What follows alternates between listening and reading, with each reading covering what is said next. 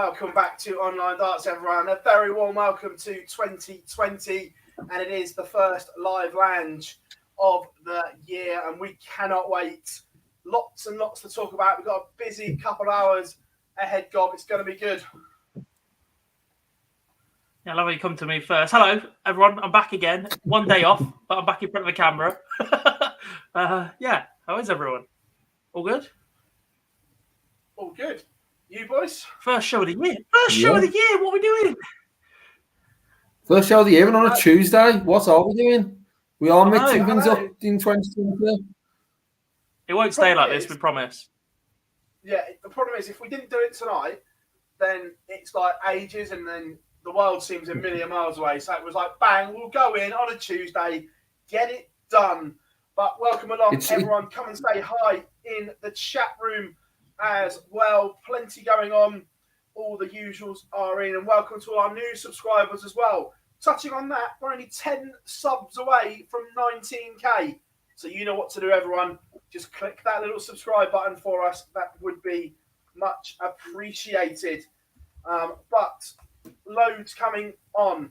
Got a few guests dotted along this show this evening. First of all, Jamie Banks from the PDC will be joining us in around 5 minutes or so. Then we've got Mason, and then followed by Matt Ward as well. So busy show. Well, you know. But I feel Phil hasn't suddenly developed an accent. We have Chris Mason on. The way you said Mace on, it was a bit weird. It was like half his name, half. Wax on, wax off. But everyone in the chat room, Reese, Tom, Kieran, Andrew is in as always. Bill, Brody, welcome along. Lots of reference to Wayne Mardle's bit of punditry genius last night that broke Twitter. Who is in charge? That is the question. Who is in charge? Not me. Someone else could have it.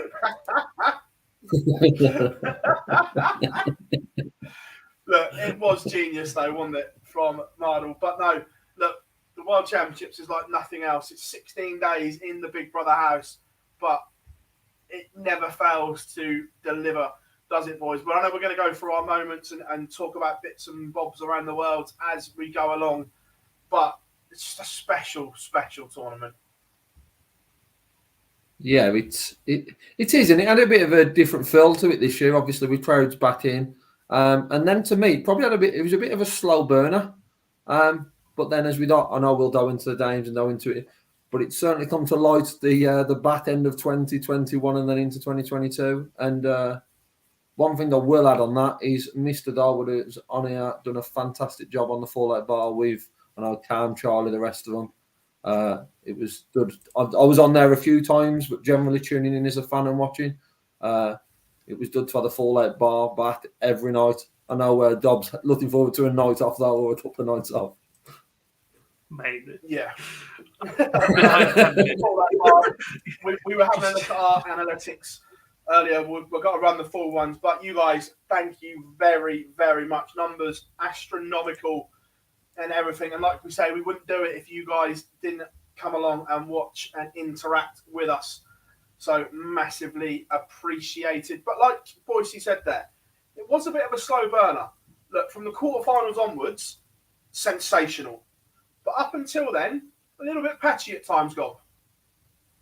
Yeah, look, we got a little bit of criticism on the fallout bar, especially early on, for saying that we weren't very enthusiastic, and it was difficult to watch a darts show for people that didn't enjoy watching the darts. But the harsh reality is, in the early stages, there were countless sub-90 averages. Don't get me wrong, some of the games were good. They were scrappy. Not every game has to be over 100 to be entertaining. But there was an awful lot of difficult watches this year. I'm not sure if that was just because of what we do and we sit and watch every single game of darts and you need that little bit, something extra to give us the spark, if you know what I mean. Because we see so much, it just felt like, especially in the early stages, a lot of the international qualifiers seem to struggle because of the absence of darts pretty much anywhere else outside of the Pro Tour returning due to COVID. We already lost a couple of players pre-tournament, then we lost a few more to COVID later on as well. And all of that just amalgamated really in a slow burner, but still a decent World Championships. Yeah, no, look, completely. There was always a subplot somewhere else. Forget the Worlds. Nearly every game had something else on it apart from that player progressing, whether that was winning a tour card, losing a tour card, jumping into the top 64, 32, 16. And at one point, we were even talking about people jumping into the top 4. That's how much all these games matter in the World Championships. Yeah, it does indeed. And again, that makes it, we get involved in all that so much more as well. It's difficult to, from our point of view, to just sit and enjoy a game when we know what's on the line and we have to be prepared for every single situation. We've got graphics ready to go. We've got posts ready to go. We've got articles potentially having to be written up and the like. Like, I'm not bemoaning what we do. The fact we get to cover these darts tournaments is absolutely fantastic. But there is an element of the Worlds is a very, very long time for us as a team, especially for myself who moved house, went home for 4 days during Christmas. COVID lockdowns are coming, God knows elsewhere. I've literally got in the door 10 minutes ago from cleaning my old house because the keys have to go back tomorrow. So I've rushed that between finishing work today and starting this show. And I'm just a bit like, give me 10 minutes and I'll actually take in how good a tournament this was. Yeah, absolutely. And look, I was running on caffeine and lots of it at one point. But look, like you say, we love what we do. And it was brilliant. And just after last year, that look, the fans are going to come up in conversation as we go through the night. We know that. But from being there last year in this huge gladiatorial building with probably no more than 50 or 60 people rattling around the whole thing to what we had back. And let's be fair, we were all nervous that we weren't convinced we were going to see the tournament out as we did. So it was just amazing that we did. Yeah, on that, I'm with you. It was good to have them back. There were aspects of it that weren't great. But then there were elements of it that, for me, there was more pros than cons to them being there. The night I was in the fans was semi-finals night, and for me, it probably helped being England versus England and Scotland versus Scotland. But for me, I thought the fans that night were outstanding throughout the whole night.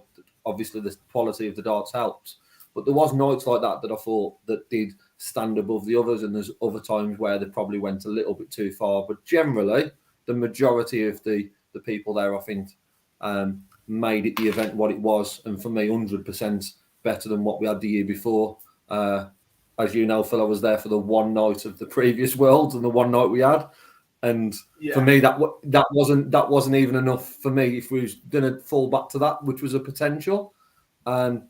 It just wouldn't have felt the same. It was a bit like watching an old organisation when they used to play darts, and it didn't have that same effect of having fans in there. So for me, it wasn't the same. Yeah.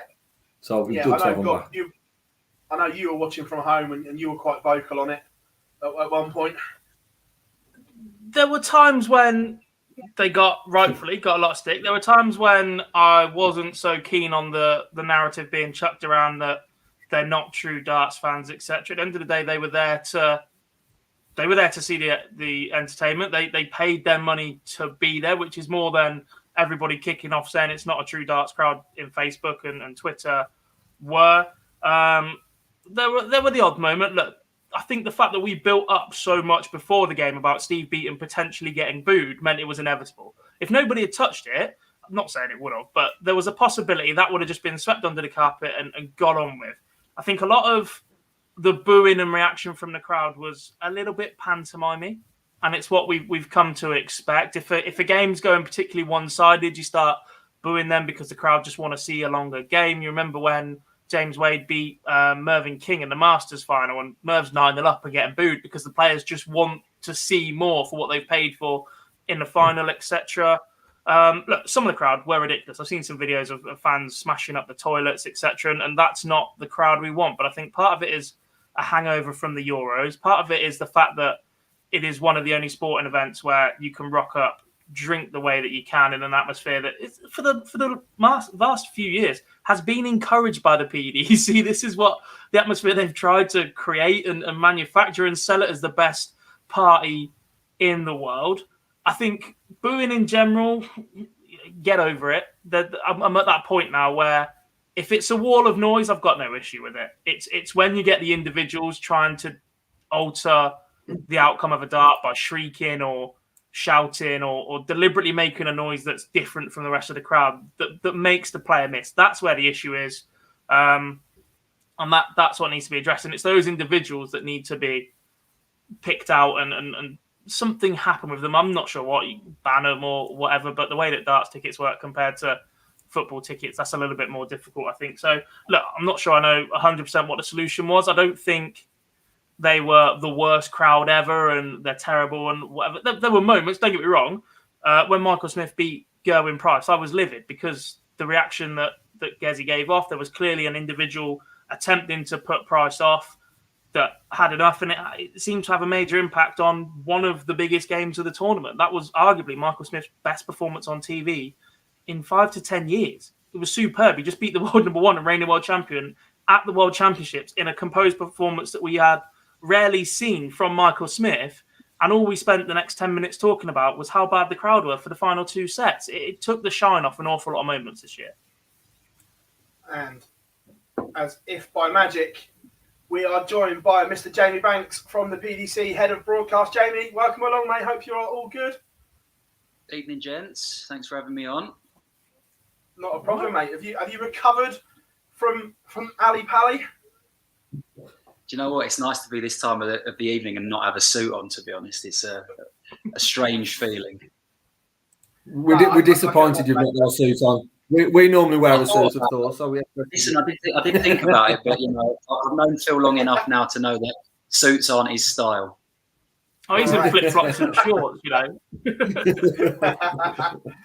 No, Jamie, thanks for coming on and saying, just to give the PDC perspective of the world and early indications. I'm sure you had a bit of a debrief today. How would you assess the 2022 William Hill World Darts Championship? I mean, for me personally, I absolutely loved it. I know people are going to have their opinions on various parts of it, but I thought it was brilliant. 9 darters, missed 9 darters, big averages, world records with 180s, and a champion that I don't think anyone can begrudge. I think it just all fit nicely into place. There were so many things and so many different issues that could have come up, didn't come up, or might have come up, and it ended up really going pretty much as well as we could have planned. It was a long few weeks, as you can probably imagine from an organiser's perspective, but I thought everything that we did as the PDC and everything that the players did as players, it couldn't have gone much better. I absolutely loved it, and well done to Peter Wright, who thoroughly deserved it in the end. No, completely agree. I'm guessing, though, there was a few nervy moments for you and Matt, obviously, and the first one that springs to mind was when Raymond tested positive, because it's okay testing positive. Well, it's not. I don't mean that it's okay testing positive in your hotel room, but when you've tested positive and just played, that must bring up a whole different set of questions and answers that you guys need to sort out. I mean, look, particularly from Matt's side of things, there are always going to be nerves with that kind of thing. You know the way this virus has been with over the last couple of years, and the fact that this new variant, we don't need to go into it in too much detail, but it seems to be spreading a lot quicker. There were always going to be nerves, and there were always going to be things that you looked at and thought, oh no, not again. But ultimately, whilst you don't wish on any of the players that had to pull out what happened, we've had worries that it could have gone a lot further. It didn't. Again, people that have had to pull out, it's terrible. But there were times we sat there, particularly as you say, when the first one came through and we went, oh dear, what's going to happen next? But I mean, look, the safety of the players, the staff, the fans, it is paramount. It's not just something we say for the sake of it. I mean, the amount of work that Matt and the other organisers go through to make sure everything is safe, you wouldn't believe it. It's not just something that's been bodged together and we hope no one gets it. We put people in the right places. We make sure people are in safe spaces. We make sure people are distanced when they can be. We make sure people are wearing masks. As you know, Phill, I was constantly walking around telling you to put your mask on, which in fairness, you always did. Look, you should have had it on to start with, but it's got our branding all over it, Phill. What are you doing? Yeah, no, it went as well as it could on. There were a few moments, as you say, that weren't ideal, but other than that, I think we got through pretty nicely. Yeah, look, I know. Was there ever a worry or a contingency plan that if it had have spread to postpone the Worlds, I know it's not something that anyone would have wanted to do, but was that plan in place if it had have gone through everyone? Look, that sort of question, I know someone asked that to Matt the other day about plan Bs and things like that. It's almost impossible to have a plan B when we don't really know what the government are going to do. They dictate what plan B is. We don't sit there and go, well, if they do this and if they don't, they tell us what's going to happen and then we change the rules. There's enough clever people working for this organisation that mean that when things need to change, they will. But you said it there, Phill. Things like postponement. You don't just take the biggest event that we do all year and one of the biggest events in sport all year and go, right, we'll just move that a couple of days. Don't worry, Ali Pali will have us back. We'll have all the trucks from Sky back in, all our staff, all our players, all the fans. It doesn't work that way. It's not that simple. It's not that easy. And again, things could have gone one way or the other in terms of the amount of players or staff or whatever that ended up getting it. We don't have to worry about that now, fortunately. But no, there wasn't plans to postpone. We didn't need to do it. No, that's fair enough. And this is one that's come up on social media. I know the answer, but obviously a lot of people don't believe it when I say it. That if either Michael Smith or Peter Wright had tested positive on the morning, the one that didn't would have been awarded the World Championship, wouldn't they? There was nothing else that could have been done. Speculate all you like, Philip. You don't need to know the answer to that because no one had actually got it, so it doesn't matter. Peter Wright, Michael Smith, they had a lovely game of darts. Peter Wright won. Happy days. I went home, had a nice sleep. Spoken like a true pro, Jamie. No, obviously as well, when in your job, you're in the broadcast side of it and everything like that. Early indication on numbers for the World Championship. I know Eddie tweeted a few times saying numbers through the roof. You must be happy with the way it all went numbers-wise then. Yeah, we're absolutely delighted. I mean, you mentioned there Eddie's tweet. It was the second highest peak we've ever had since Phill retired. That was the highest ever, but nearly 1.5 million people watching a game of darts. I mean, we've all been involved in this sport for long enough to know that it's our own little world, but it's a bigger world than we might have thought, eh? Oh, completely. And I'm guessing the continued growth in Germany as well. I know the German media were tweeting as well that numbers are great, and that must be something that excites you, that it is going into Europe like you'd hoped. Yeah, and with Holland as well, with RTL7, they're big partners of ours, or have been big partners over the last few years. We've built a great relationship with them, and we will obviously be moving away from them. But the last tournament that they've had, huge numbers. The same with the Zone in Germany. They're absolutely delighted with the numbers that they've had. Sport One, who work alongside the Zone, and the numbers are huge. It is such a global sport that's synonymous with the time of year. Everyone wants a part of it. And again, people can have their opinions on this, that, and the other, the way it's run, what happened, who won, how it was won, all the rest of it. But the fact of the matter remains, everyone was talking about the World Darts Championship. And that is ultimately a big win for us. Oh, completely. I know you heard Gob talking about it whilst you were waiting, the crowd. Do you think it was a different atmosphere because we didn't have obviously the fans travelling from Europe like we normally do, and it was very much a UK or very much an English-based crowd by the sounds of it? A lot of it. I know Matt touched on the ticket data as well. Yeah. I think you've reasonably well summed it up there, to be honest, Phill. Again, people are allowed their opinions on this kind of thing, and I was listening before I came on about what you guys were saying. I mean, for me personally, I've always found adults booing to be a very strange thing anyway. But listen, people are allowed to do things like that. I think one of you mentioned about a wall of noise, and then if there are individual noises, then it does start to make a difference. I understand what you're saying there. And look, Phill, you know a lot of our security guys, and they've been working with us way before I ever started with a PDC. If there's ever anything going on that it isn't acceptable, they're straight in there to remove those individuals. We don't mess about with things like that. And again, people are going to have their opinions about the way certain members of the crowd or certain areas of the crowd or certain days of crowd participation, the way it went. But ultimately, I think it's very difficult to manage that number of people. And you said at the top there, Phill, it was a predominantly English crowd who decided to support English players.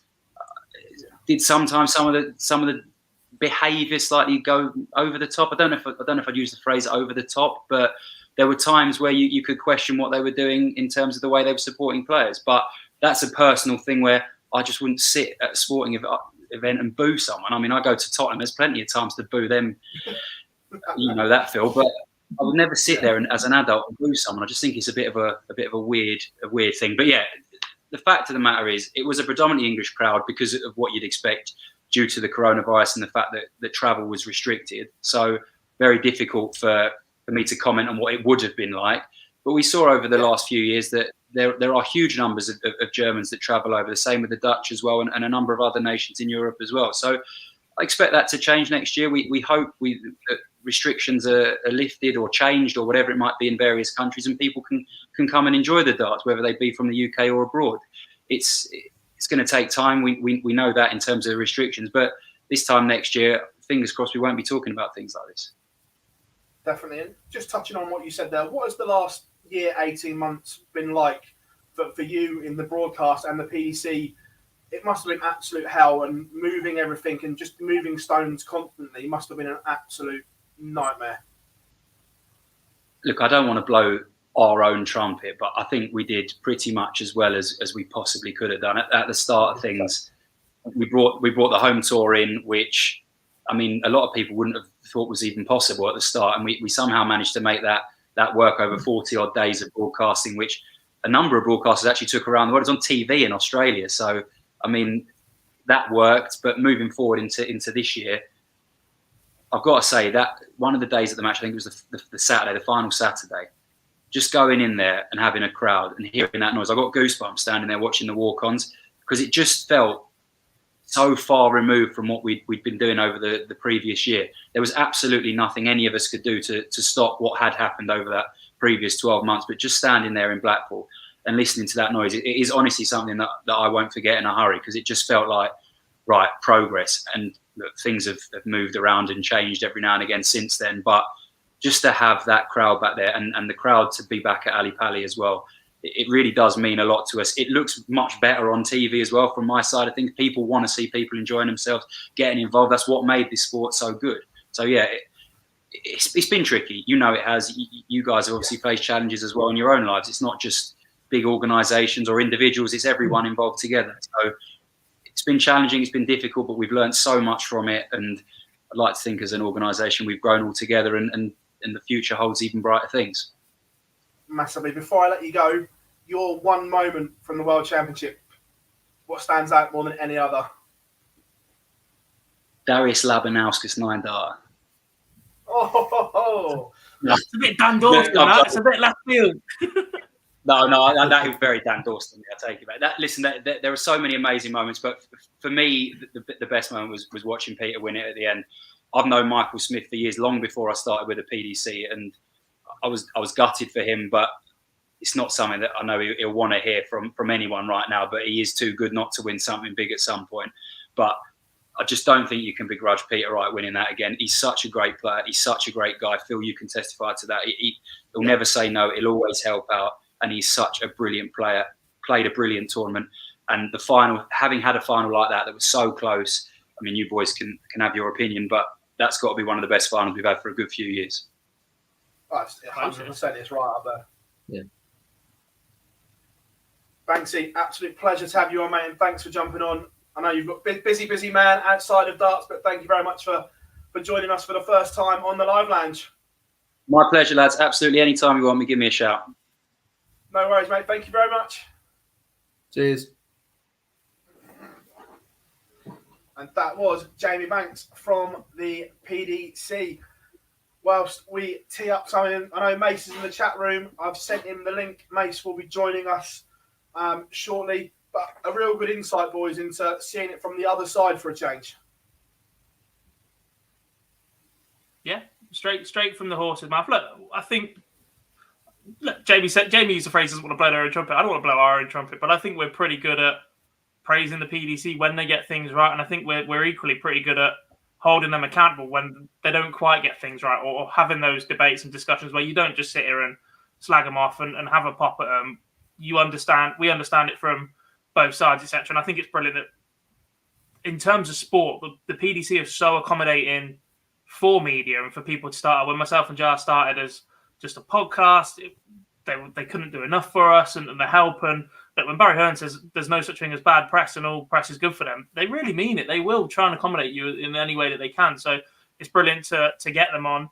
From Jamie, Matt always gives us time of day in interviews as well. There aren't many other sports where you could get access to the chief exec of the sport from something that we do as easily as we can, like Matt Porter. So yeah, it's brilliant to have it from them, see how they feel it when. And yeah, it's a good balance, I think. Yeah, no, 100%. And whilst we're doing that, go if you can fill for 30 seconds. I can indeed. I can try. Who's saying what in the chat room? G saying hello. Rose is in as well. Lee says, I thought Darius was quite emotional when the double 12 win. It obviously meant a lot to him. Yeah, didn't do a lot else after that in the tournament, did he? There's plenty of talk about moving the World Championships. And I saw Chris Mason telling a few of the crowd at the chat room off for that, didn't you, Mace? Sure did. What a ridiculous idea. Who knew that we've got all these promotional experts in there, and Barry and Eddie here ain't got a clue, or Matt Porter. What an introduction that is, Dob. Straight in. I know. Hey, I just professional we are. Just tee him up like a game of volleyball. Tee him up, I'll knock him down. Yeah, I bet you're glad to be home after the Big Brother house. How did you find it this year compared to previous years? Was it that bad? Just like that, Mason drops internet. I think the answer was I hated it. It was terrible, and I'm off. I don't want to talk about it. We'll get Mace back in a second. Oh, there he is. Back again. Yeah. So yeah, it was a toughie. It was a toughie, and of course we lost Paul Nicholson because he did a positive lateral flow. So we all had to step in and take up the workload. So yeah, it was tough, but really, really enjoyable, and it'll be a Worlds that will stick with me for a while. Yeah, we touched on it earlier. Compared to last year, when it was just us lot rattling around in there, was unreal. And we summed it up earlier that from the quarterfinals onwards, it was world class. But before that, maybe there was a few ropey ones in there. Yeah, we had a few inexperienced players in there. And I think, as you've already touched on a little bit earlier, there was not a lot of darts around the world. So they all suffered a bit. And, you know, the rest of the lads were fortunate that the Pro Tour continued. So they had a lot of action. Yeah, there was a few disappointing performances on the back of some very good performances. But that's experience. You know, that's something you have to go up there and go through. You know, all these, you know, like most of you, I've probably read all the nonsense splattered across the pit of social media, calling Michael Smith a bottler, which is just, that's typical from somebody that's not stood up there and experienced what it's all about. Most of them have probably never even stood on a county stage, and it you know, it just about sums up the septic world we live in, and the crowd was pretty much like that at times during the Worlds.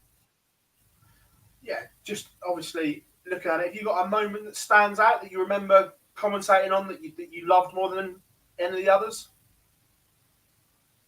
The Willie Borland 9 was just absolutely staggering. I don't think I'll ever forget that. I wasn't fortunate enough to be commentating on it. Paul nicked that one off me, and then took the rest of the week off. Yeah, that was just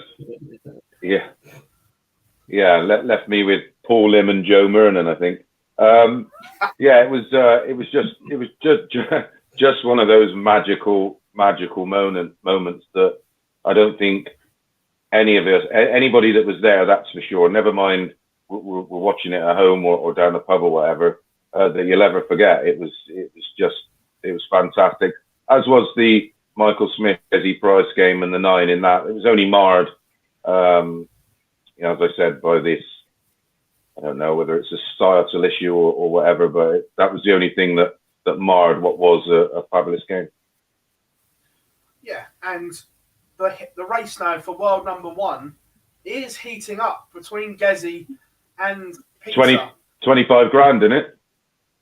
15,250. Not to be exact. Okay. I tweeted it yesterday. I wouldn't have known it. I was going to round it, and I was like, no, I'll just get slated for it. So go exact. You know what social media is like. Well, exactly. Yeah, someone will pull you up if you're a penny out. Yeah, it was. Yeah, so the next, well, not the next tournament, of course, because sadly that one's still unranked. I wish they'd had another 8 players to it and maybe another session, or just jigged it about a bit, because it would be nice if the Masters was a ranking event. Johnny Clayton wishes it was, anyway, that's for sure. But yeah, it's going to make it interesting. It's going to make the rest of the year interesting.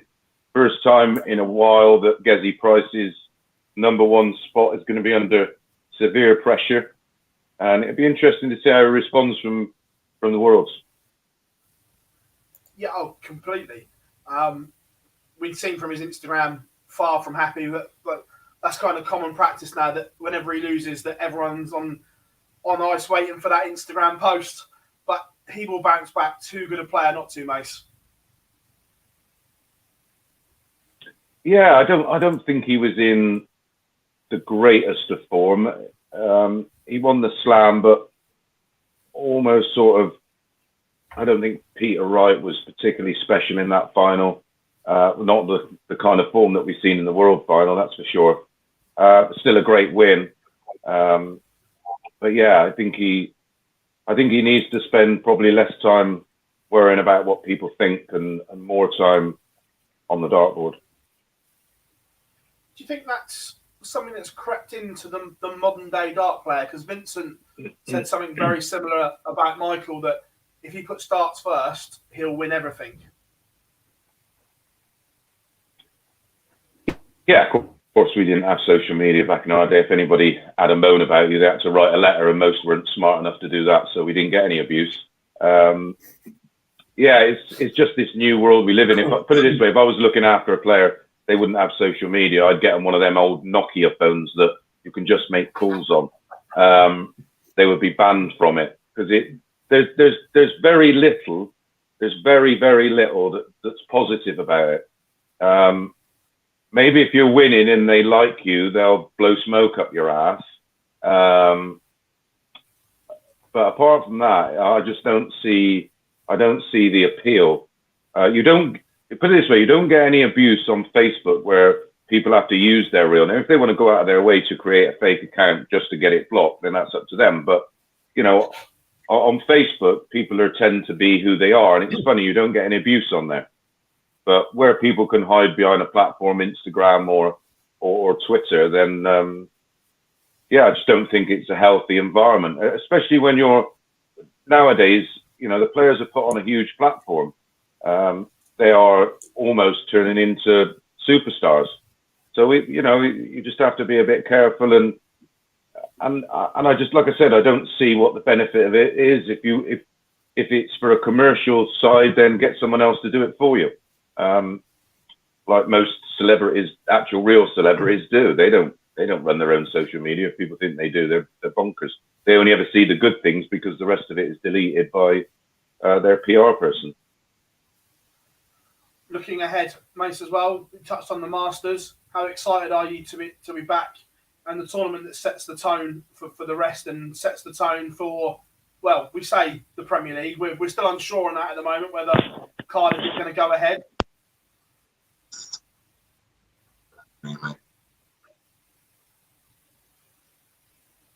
Oh, have we lost Mace again? Is Mace around Dobbs' old house? Yeah. Oh, Right. hang on, mate. What is that? There we are. We've done him Got back. you again now, mate. Sorry about that. The Masters. Yeah, looking forward to it and setting the tone for the rest of the year, this one. Yeah, well, I think that's the delay in the Premier League, isn't it? Yeah, well, I think the Premier League delay has been touched on a lot. I think there's concerns that 3 of the first 4 cities are at the moment can't host the events. Can you hear me now? Yeah, got you, mate. This work, I'd be able to get some decent internet. This is the problem with living in the country. Yeah. 3 of the first 4 cities of the Premier League are obviously in lockdown and can't host the events at the moment. I think it's worrying.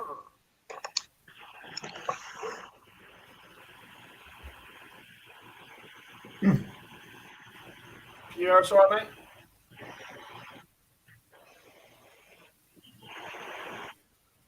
Looks like we've lost Mace. for a minute. Let's have a look what we can do. Sorry, mate, I can't hear you. We can hear you now, mate. Have you got us?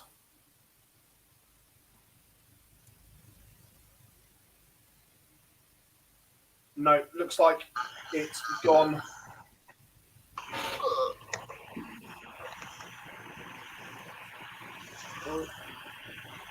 The joys of technology.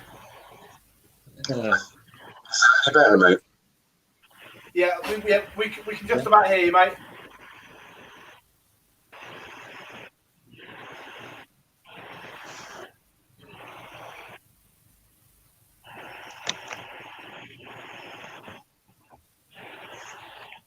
Playing in the background a minute, but as Bates was saying, the Masters boys normally sets the tone. It does, but it's one of those events where, look, last year was brilliant for the Masters. The expansion and the fact that it ended up by luck. It wasn't planned. It was luck for the finalist, the winner, to get in that Premier League spot. It made the Masters relevant, and we were waiting for that for an awful long time. When it's just been the top 16, not playing for any prize money, a couple of players use it to tinker with setups that might be released throughout the year off the back of the World Championships. They'll probably have already had them darts for a while, just not bold enough to go and use them in the biggest event. Now's the bit where they start switching up to get ready for the rest of the year. I want the Masters to mean something. I bet Johnny Clayton. Yeah. It did mean something for Johnny Clayton, but it needs to mean more for the ranking. It needs to. Not a single player will sit there and tell you they're ready for the Masters. All the talk now is of the Premier League, because that's the next biggie. The Masters is okay. We'll turn up. We'll get our appearance fee. We'll disappear again. It's brilliant if you're the player that wins it, but other than that, I think the players would often wish to do without it until there's something on it. No, that's fair enough. Right, let's go and dive back in to the Worlds. We'll come on to this. We've put this up now, but the earlier rounds, because we've got just too much to cram into one. Have you got a favourite moment of the earlier rounds? It is hard to move away from the ball and moment, isn't it? For the 9, it was just so special. How it happened, when it happened, being the last leg, and what people probably tend to for that is because it was a first round game. It meant so much more than if it was a second round game. It would just been another leg and put him 3-2 in front. And that's probably why it stands out more than potentially any other of the 9s that we've seen at the Worlds, or just the moment of it being so. It's hard to move away from that ball and moment for me. Spare a thought, by the way, for Nathan Rafferty at that point, who now has to go to Q school. Yeah. I feel bad for laughing at that moment, but there was so much talk around that match as well. They delivered a fantastic contest between two up-and-coming youngsters that really did give us that glimpse into the future, or the top level that the future can produce. There's still an awful lot of players at that level and in that age group and range that need to develop B games and learn how to win ugly, especially against the top players. But their top game, when they're on it and produce, is superb. And yeah, look, there was an awful lot on that game, including Rafferty going to Q school or not, depending on the result, if Brooks kept his card, etc. And I think that just made it all the more intriguing. Yeah, 100%. There was also a couple of disappointments early on. Got to say, Krzysztof Ratajski, not his best spell, shall we say, boys. A lot of talk. He was a dark horse. Didn't get over the fence. Darb, this one's yours, mate. Yeah, I bet it bloody is, mate. Yeah, thanks. Yeah, look, to be fair, I thought in general the seeds played really, really well. And if you had to tell me that 2 or 3 of the top guys were going to fall early on, if you turn around and told me it was going to be Ratajski, Dimitri, and one other, whoever it may have been, I can't remember off the top of my head. Like, come on now. They're more than capable players at the very, very top level. So it was surprising to see them fall. Who else did we lose?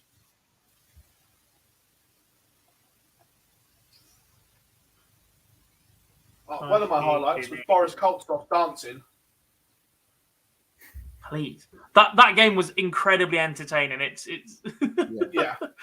just, there are certain players that get abused for acting like that way and get stick for it, but I think it's the character and the personality they carry with it. When Michael Van Gogh first started doing it, he got exactly the same, mellowed a bit, etc. Gerwyn Price is still very much in that slot of being a target of it. Koltsov, I thought, was a bit light-hearted. It was entertaining, similar to Kim Huybrechts of old, I think. Fired himself up, but played a good game on it when he needed to. That Kim Huybrechts Gerwyn Price game, by the way, was superb as well. That was Kim of old. Barney firing in a 170. That Rob Cross game looking like it was going to go deep. Rob Cross looking sharp. Like I said, there were moments scattered all over the place in the early stages of this one. I think one as well to mention, completely. Rob, when we was talking about Seed, who went out, obviously Mensah went out by Suter, but then the performance of Suter and it was one of them where we're talking about it's not always the numbers that made the game, and Suter was involved in a couple of those where the numbers, looking at it from a stats perspective, wasn't great games, but the drama that unfolded throughout it and the big finishes that won a couple of those, not only against Mensah but Jose as well, and the story that comes along with Alan Suter, obviously being the first year he's worth away from the board. That's probably one of the other ones that wasn't the early round, but went into that time between Christmas and New Year when no one knows what day it is of the week. It was when Suter was having a lot of airtime and performing special things at special times. I know we touched on this in the preview show, and something I'm going to bring up.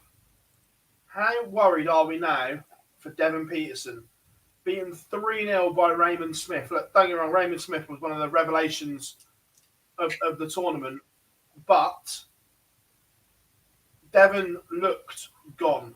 On that stage, the body language was, he looked broken, and I genuinely thought that the equipment he was throwing would have looked better in the Olympics. Yeah, I wasn't convinced by the darts setup, but he'll know that. He's tinkered and he'll know that more than most. I think the situation he had with Raymond Smith is very much like what we've seen from Adrian Lewis over the past couple of years, Kim Huybrechts, Barney when he was in trouble, in that you just want one game to get yourself into the tournament, even Glenn Durrant to a certain extent. And when you're not quite there, or it goes close, but your opponent just keeps delivering. Raymond Smith was fantastic. Low to mid-90s average, 40% or better on the doubles for the majority of the tournament, up until he lost to Mervyn King. And even then, through 3 sets, he looked fantastic. He just struggled a little bit with the distance, I think, at that point, and King up a tiny bit. When your opponent's basically putting in an Australian James Wade performance against you, and you just want something to go with you, and you're not getting any scraps to feed off, you're not getting them second chances to reignite yourself in the game and in the tournament, it's incredibly difficult for someone like Devon Peterson, but he is one that needs to find that spark in his game again. When he's on it, his A game is fantastic, but we've lost the likes of Jelle Claessen's going back to Q School again. He's been in a very, very similar position to Devon Peterson in the last couple of years. And that would be a warning to Devon. Yeah, no, look, I don't disagree at all. A couple of games before we look at the quarterfinals, in terms of stinkers, and on Wednesday the 29th of December, if you'd have told me Gary Anderson would have played in a semi-final and averaged 102, I'd have asked you how much Ali Pally booze you'd have been drinking when, with all due respect, him and Ian White stunk the place out. Yeah, they did. It was one everyone was probably expecting Anderson to come through, but it was the manner that he came through that just made you think he doesn't look like someone who's going to push to then the back end and put in the performances that he did. And like it says, the semi-final night, it's just it was a stinker. Unfortunately, it was a one that went 7 sets that we'd have loved it to just be 4-0 and be done with, to be honest, and move on to the next one. But we had to sit through 7 sets of what wasn't a great game at all. That's one where the stats probably do show the game more than some of the others. And funny, we didn't see those darts again, Gob. I mean, him and Peter Wright both played within 24 hours of each other with the wrong darts. Called them both out. They both went back to their straight darts. The next thing you know, they're facing off in one of the better semi-finals we've seen in the last decade. I'm just here to do a service. It's like when I got the double quarter pounder with cheese back at McDonald's last year. That was all me on Twitter. I just calling them both out and they delivered. Also, as well, one of the games of the tournament, and it's a shame that they had to meet so early, but Johnny Clayton against Michael Smith, what a game this was on the 29th. Yeah, look, I'll hold my hands up and say that Clayton was the one player in the semi-finals that wasn't there that I picked. I backed the other three, just to drop that into conversation to start with, by the way. 47 minutes. 47 minutes that has taken. Everyone in the chat room. You've been waiting for that. I didn't even mention that I won the Fantasy League yet, Evilly. 47 minutes. I know you mentioned it on social media. It's about 6 hours ago, so I was waiting for it within the first. I thought I finished third, and then they updated the stats overnight, and I won the Online Darts Fantasy League. So thanks for coming, folks. It's been an absolute pleasure. Yeah, look, gutting that they went out. Pre-tournament, Johnny Clayton was a heavy favourite. Even up until that moment, Michael Smith looked good, but you still gave Clayton the edge in that match. But that was the moment, I think, that fans started to believe that this would be slightly different for Michael Smith. When you take out the most successful player of the year so far in the fashion that he did, in a tight 10 game, if he blows him out the water or Johnny Clayton doesn't really turn up, different conversation. But when you beat a man averaging 102 that has won 4 televised titles this year and is seemingly only culpable to losing to Gerwyn Price and Peter Wright, that was the moment where you looked at Michael Smith and went, that was an incredibly mature performance that maybe, just maybe, it's going to be a bit different this year. And that continued all the way up until the 10th set of the final. Yeah, and we've started something here as well. Shawnee Mack is in the chat room. Gob's in charge. No. you know this whole play on 25 and who's in charge is not going to go away for a long time. James, welcome along. Lee says also 47 minutes without talk of Fallon Sherrick. All right. So now that I've dropped my big in, you're going to start talking about Fallon. Is that it? I had to go first. Right, look. I've done it. I've done it loads on Twitter, and we'll come on to Fallon shortly. But whilst we do that, I'm just going to do that. I'm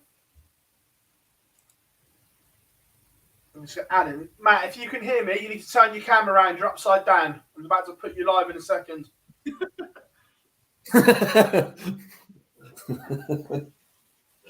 The infamous creator of Barry Keane himself. Yes. And the reason I'm bringing him in is because his emotions, I think he's just turned himself off to turn his camera around. His emotions in that first half, because he manages both Willie Borland and Nathan Rafferty. So ecstatic for one, but then for the other one, it's absolute heartache. That's the problem in managing multiple players, though, isn't it? Like a lot of there are ever increasing size of management stables these days. It's not just one person manages one player. You don't really get that anymore. You get the odd player that's still running solo. Still upside down. Do you want to turn your camera around, Doc? You're upside down.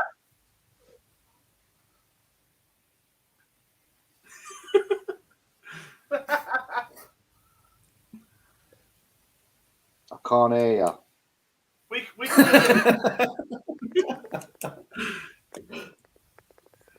Literally nothing. You know, when we sat here and promised everybody that this year would be different, and we'd get new intro, new background, and everything would go swimmingly.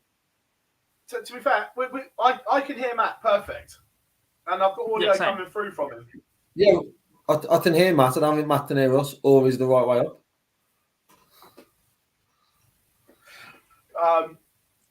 But yeah, no, look, we'll come on to Fallon when we talk about the Premier League shortly. I teased everyone, didn't I?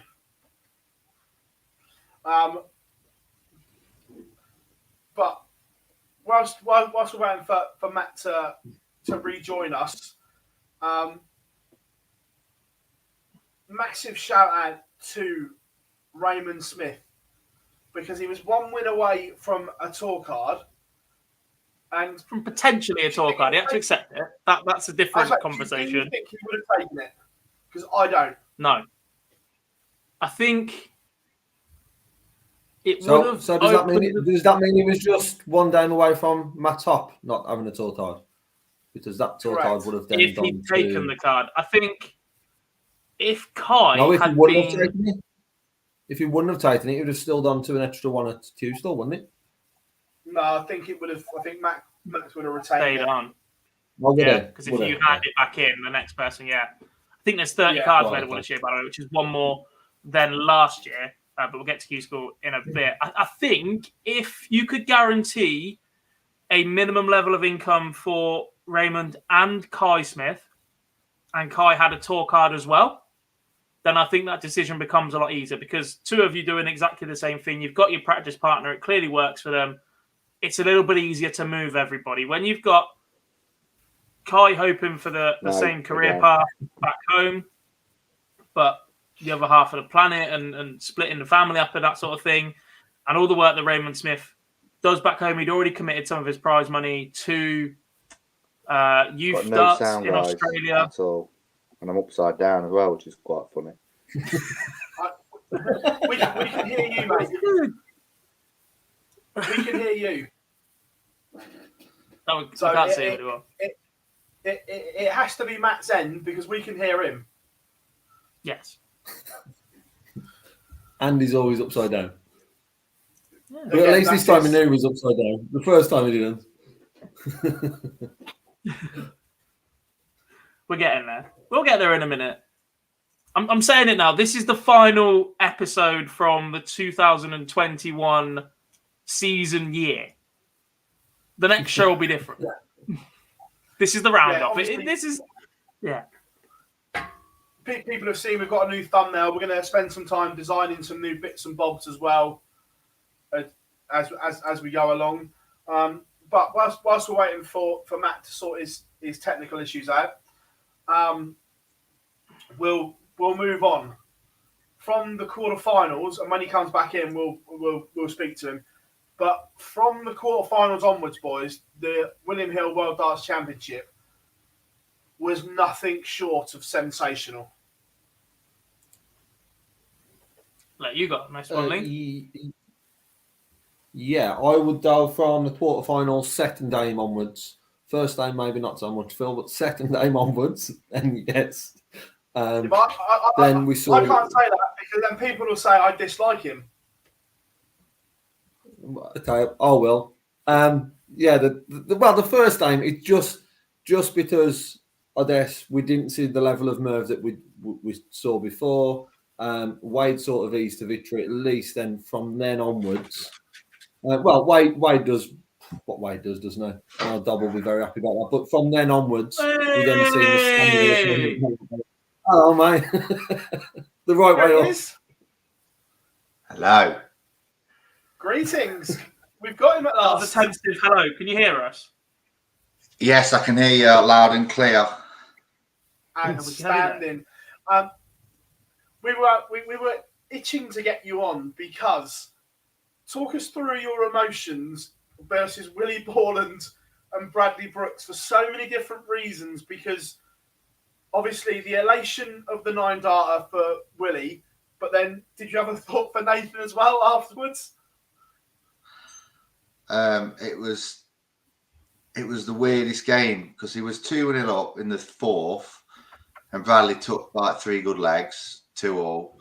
Then he was smashing it in the fifth. I was thinking, oh, he's won this. And then obviously he does the 9-darter the last leg. But yeah, obviously Willie's on a high, and Nathan's texting me saying it always goes wrong with me and stuff. And so yeah, it was a weird 2 minutes. But you know, Nathan can still get his card, so it's not all lost. But yeah, Willie, it's like he's gone from nothing to like mid-card. Like more people know who Willie is than a lot of the players that got like to the last 16. It's crazy.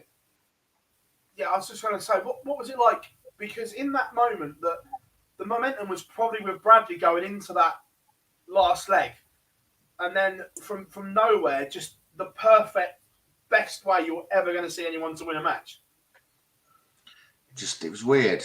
Just like hit the 180, and I was like, "Get in there!" Like a few swear words, and then he come back with a 1-3-4. You went for a walk up for that first one. I thought it was a bit brave. And then he gave it the large, didn't he? Then he hit the 177. Then he hit the 2 treble 20s, and in my head, I was just thinking, "Don't go inside." I wasn't even thinking he was ever going to hit it. Just don't go inside. Make sure you leave yourself 3 at 12s coming back, and then he hit it, and then it was like everything all in like one moment. But I've seen Dean win Stanley hit one there, and now Willie hit one. It was crazy.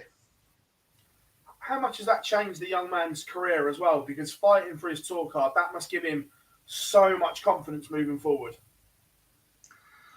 Yeah, well, like you say, it's given him a bit of a springboard. Probably not the same level as Fallon, but similar. He went from like no Twitter followers to 32,000 in a week. He gets tweeted off every like sports star watching it. He got a lot of interviews, a lot of coverage, a couple of sponsors out of it. So it's definitely took him up to the next level. But you know, it might be a lot more pressure now because a lot of people know who he is. So he has got a top game in him. But as you saw in the second game, he has got the capability of throwing in like a 79 average, and he's done that on the tour a lot. You know, he got to a last 16 and he was playing Aaron Beanie and played his worst game all day. No disrespect to Aaron. He got to a semi-final that day, but that was a big chance to maybe push on and get to a semi-final. And he always has a bit of a shocker in the games. His top game is very good, but you know, he didn't have to. Sir weren't that great in that game. He could have easily took a couple of sets in that one. And you know, it was the perfect first World Championships, really. Make a name for yourself, win a game, but the pressure starts now because you don't want to just stagnate at the bottom between 45 and 64, because what does that achieve? You know, you need to do what Rids has done and push on and get into the top 30, which is what I know he can do that, but it depends on what he wants to do now, really. Also, good signs for Daryl fans and Daryl himself that we've seen some real improvements from where he was early on in the year to go and head to this year in 2022. But signs that Super Chin is returning. Yeah, I mean, he could have easily beat Searle in that game. Searle chucks in a brilliant 104. You know, he wins that game. He's got I'd say he'd be the favourite against Brendan. And then all of a sudden, whether he loses or not in that final or not, he's in a final. He's in the Grand Slam. It pushes his ranking up. But then obviously he plays well against Evans and then runs into Cross, who's unbelievable. But Dowell played well. Just Cross seemed to be a dart in front. First set, he's on 120 after 9. Cross is on 80 after 9. And Dowell doesn't get a shot. And that's where his game's lacking at the minute, Dowell. His scoring's good, but he isn't taking out any big finishes to hurt the opponent. Like, he had a couple of chances against Cross to really stick in a big finish, and Cross had 3 big finishes. And Dowell's finishes were on when Cross wasn't even on a finish. So like the 106 and the 116 didn't affect the game. And you know, it's like last night, Smith was the better player, but Wright took out a beautiful 81 and a beautiful 124 really at crucial times to win the match. And Dowell's just got to start doing that, because in 2017 he was the best at it. But his scoring's there. He hits so many 140s. He's the biggest 140 hitter in the world. I know he doesn't hit as many 180s, but look at his stats from the Players' Champs in the world. There's not many hit as many 140s as him. He just needs to finish the 121s and the 81s when he gets a chance, and you'll see him. He's 22 in the world. You write down 21 better players in world darts than Darryl Gurney, and I'll give you £1,000, because there isn't.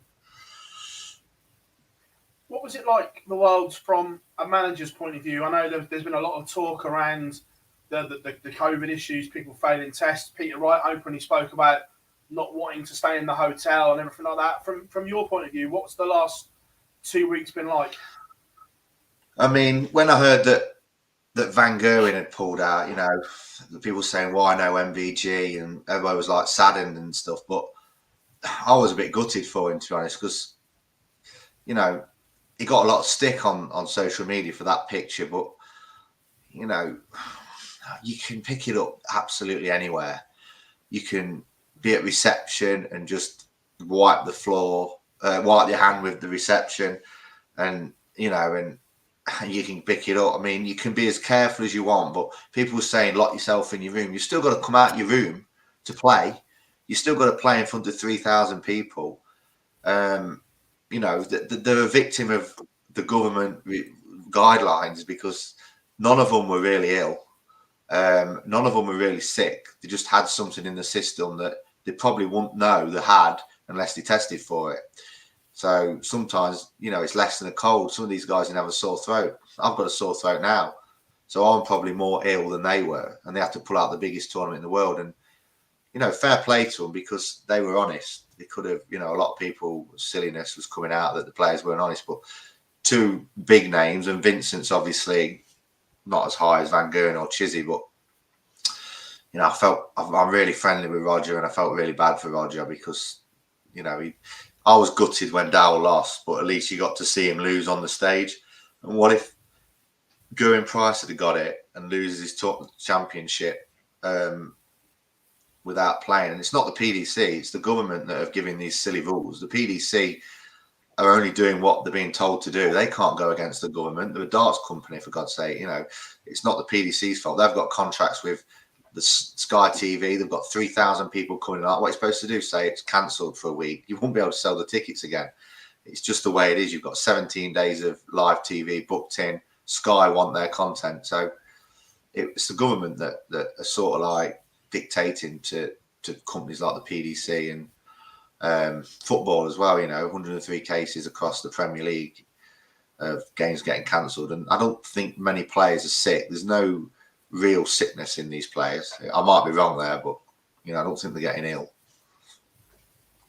And your thoughts looking ahead to 2022 for your stable? Are you excited?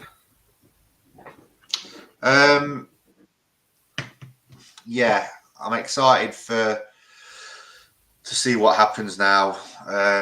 You know, Jamie Hughes was so unlucky. He plays any other international qualifier and he wins, and he probably goes deep. The draw opened up. The unluckiest player in the world is Jamie Hughes. He's in Dimitri Vandenberg's half. He's playing Ray Smith. With all due respect, you think brilliant. No disrespect to Ray. Then Ray Smith turns up and takes out the again. Big finishes, killing players.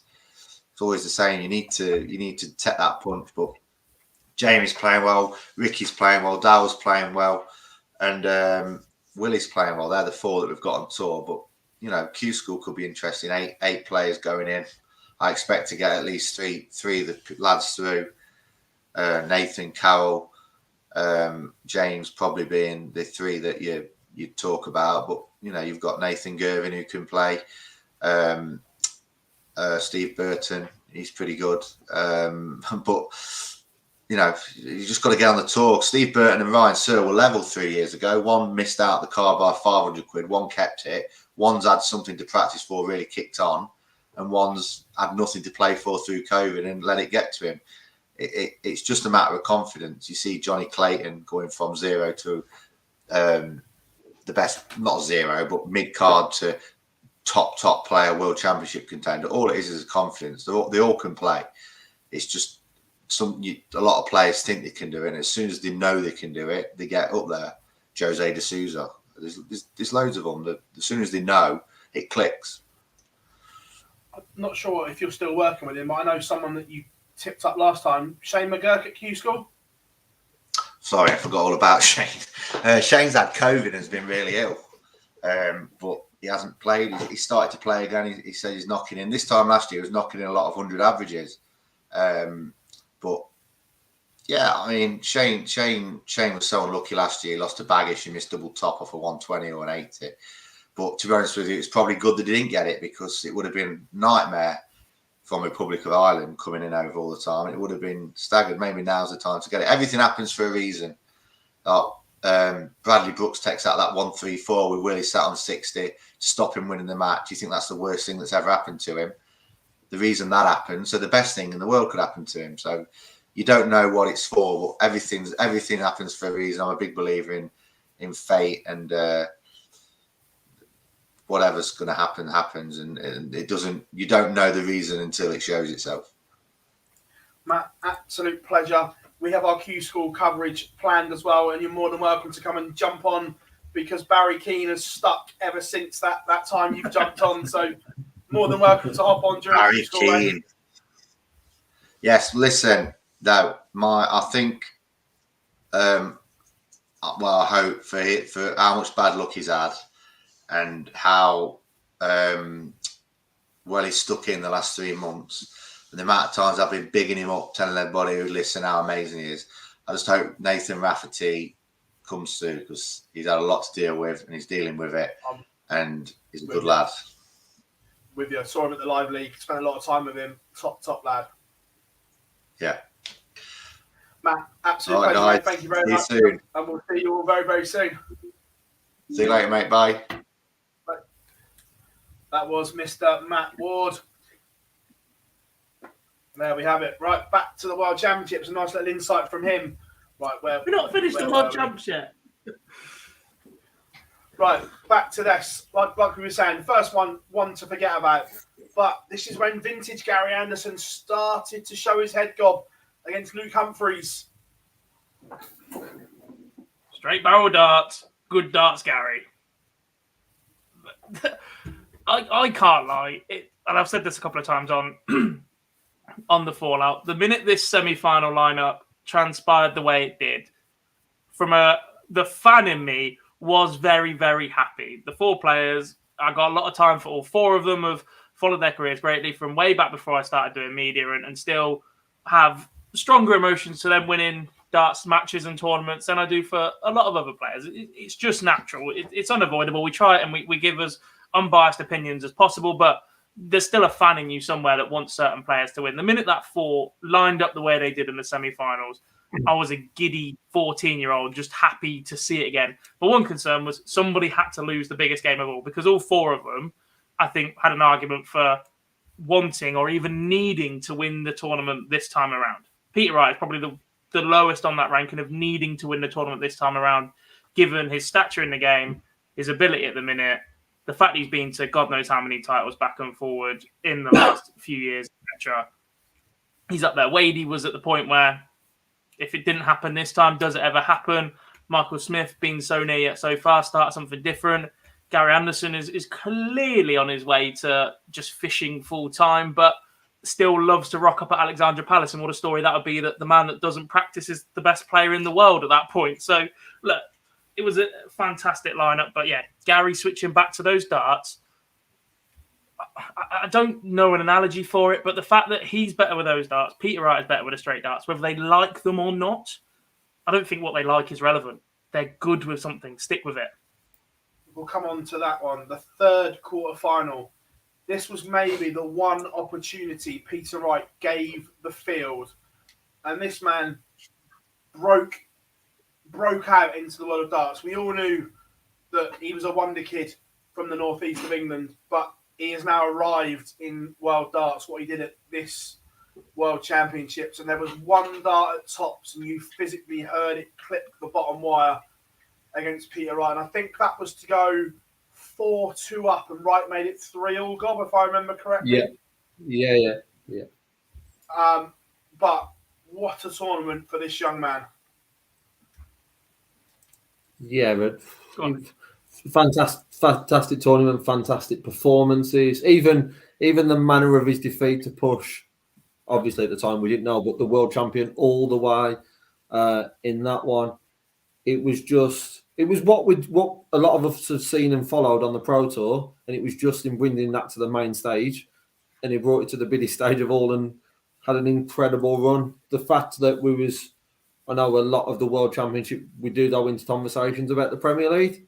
The fact that the man wasn't even mentioned about the Premier League before the tournament, and on this sort of stage, we're thinking, well, is this time enough? Is it just one more time after this? That shows where we came from winning a Pro Tour, a couple of Pro Tours, to now talking about him being in that mix for the top 10. So it just showed what a fabulous tournament that Talonridge had. Yes. Who's talking about Callum to be in the Premier League? Too many people.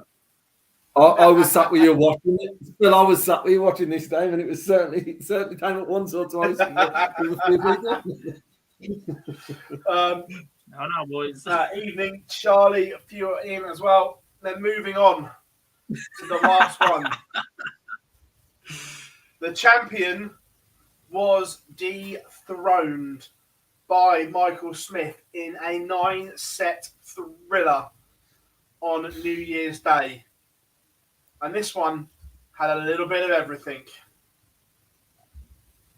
Yep. Including me smiling. No joke. I'm biased. That's the way we go. Yeah, look, a fantastic game. We touched on this a little bit earlier. Possibly the performance of Michael Smith's recent career, if not an extended bit, to go out and take out the world number one, the reigning world champion in the World Championship in the fashion that he did, from behind, keeping his cool, picking off finishes under pressure, is not something you ever really attribute to Michael Smith. And after beating Johnny Clayton in similar fashion, to take out that Welsh duo back to back. Michael Smith's run to the final, by the way, is insane. But to take out that Welsh duo back to back at that point as well was staggering. It was superb from Michael Smith, and it's that moment, despite the fact that he goes on to lose the final, it's those back-to-back performances that reassures people that he is going to win a big one. He has to win a big one. He's far too good to not win a big one when he produces performances like that. It is pure and simply the genius of Peter Wright that turned that final around. Agreed. We'll come on to that. No, but I think on that one, I know we're going to come on to it next, but I think it's not just the back-to-back ones. It's the level of the performance. I know his favourite down into that semi-final, but it's also the level of performance in that game when we saw Michael Smith before put in a huge performance at the Worlds and then not follow it up, as have many, many players.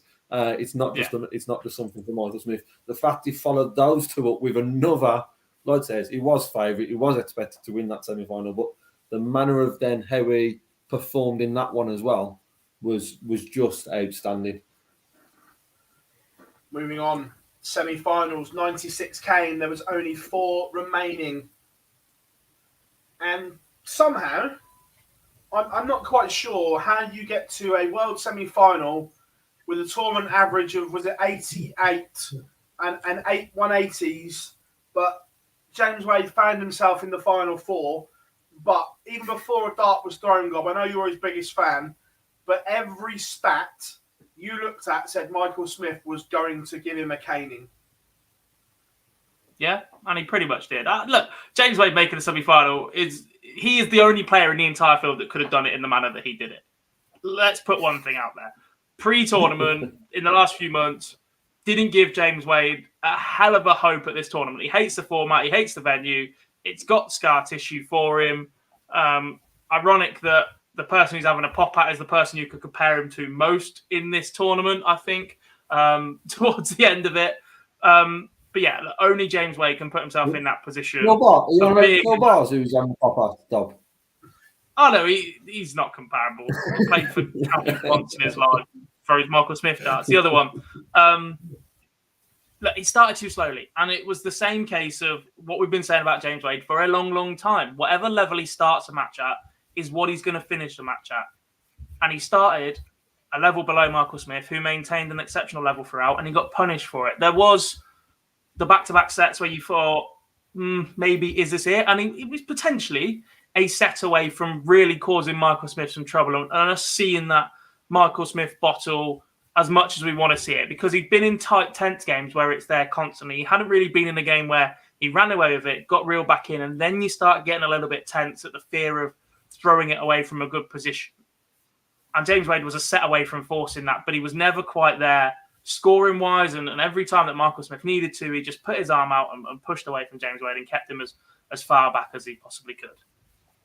Is this the problem that James has got, that he can't go through the gears like the other players?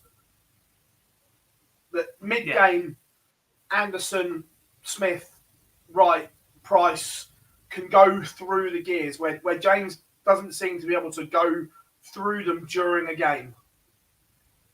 Yeah, I think so, because to say that he doesn't have that top level is a bit of a myth. We saw it earlier in the year when he won the UK Open, and we saw I'm not saying he hasn't got the top level, but no, he can't. But I think that is build something up that to get gets. there. No, I think that is something that gets thrown around about James Wade, is that you're only ever going to get a mid-90s average. And even I've been that guy before, saying you're not going to get 102, 103 average from James Wade. It does happen, just not as frequently, because you have to start the game like that and you have to stay on top of the game like that if you're James Wade. There is no change of gear. And I don't know why. I don't know how. I don't know the logic behind it. Every other player in the world seems to have ups and downs. They can switch it on 1 minute. They're dropping at a different minute. It's staggering that James Wade will just plateau for an entire game, because nobody in the world can do that every single time they step on stage. They have good legs, they have bad legs. It's crazy. Then the other one, the all-Scottish affair. And that picture there sums up Gary Anderson's year. In truth, going into the World Championship, did Gary Anderson deserve a spot in the Premier League? No. Did we think Gary Anderson was going to get to a World semi-final on the form that he'd shown? No. That was your fan goal talking, not looking at numbers and stats. No, that was looking at the way the draw went. Because I knew that Chris Dobie was going to beat Michael Van Gogh, and I didn't think he was going to beat him before he stepped on stage, but I knew Chris Dobie was going to beat Michael Van Gogh. Only you. Well, there's only you in this world who will claim that as a win. Even Chris Dobie won't claim that as a win, but you will. Say it all, Dom. Say it all. No, that's why I picked Gary. I'm just explaining the logic behind getting 3 out of 4 semi-finalists correct. It's just remarkable how this man rocks up at Alexandra Palace and finds it when he needs it. Because there was spells in the Peter Wright game where it was vintage Gary. Yeah, it was everything around the game. It was an outstanding semi-final. I know there's been a lot of talk after the semi-final in comparisons to others, and I'm not sure for me if it was the greatest still, but it certainly was a talking point because it was a contender because of, for me, what Gary Anderson turned up. We saw Peter Wright put that level in performance against Talon Ridge, and I think everyone expected that.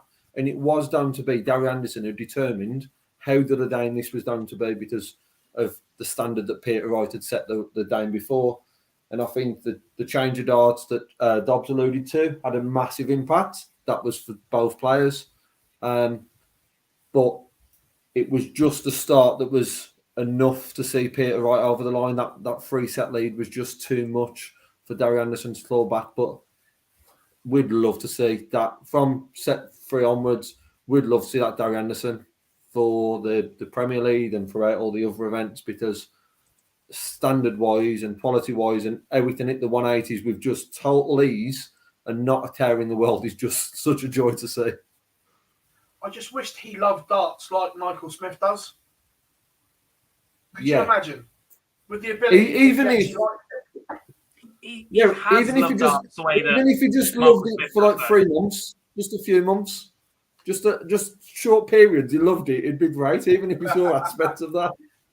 It'd be awesome. I thought after the way that he spoke last year, we were going to get that Gary just for a year, just to push on and have a crack at it and go, do you know what? I might walk away at the end of next year, but for the next year, I'm going to give it absolutely everything. And I hope he doesn't walk away without 1 year where he just goes, do you know what? I want this. And I want to go down in the biggest blaze of glory he can possibly imagine, walking away with 2, 3, 4 titles in a year and going, you're not even going to get a chance to take them off me. I'm just going to dish them back. Because that would be the most Gary thing in the world, because he still has the ability to rock up, barely practicing, whatever else that he does or doesn't do. The fact that he stays so high in the world rankings without playing any Euro tours is ridiculous when you consider how heavily weighted they are compared to a Pro Tour. And then he just rocks up at TV events, does what he does, and whatever. The most Gary Anderson thing ever will be tomorrow when he's led on a beach. Oh yeah, he wasn't missing his holiday. He told us that. Very true. No. So we had a final and we were either going to have a first-time world champion or a double world champion. And I don't like putting this image up, but I've got to.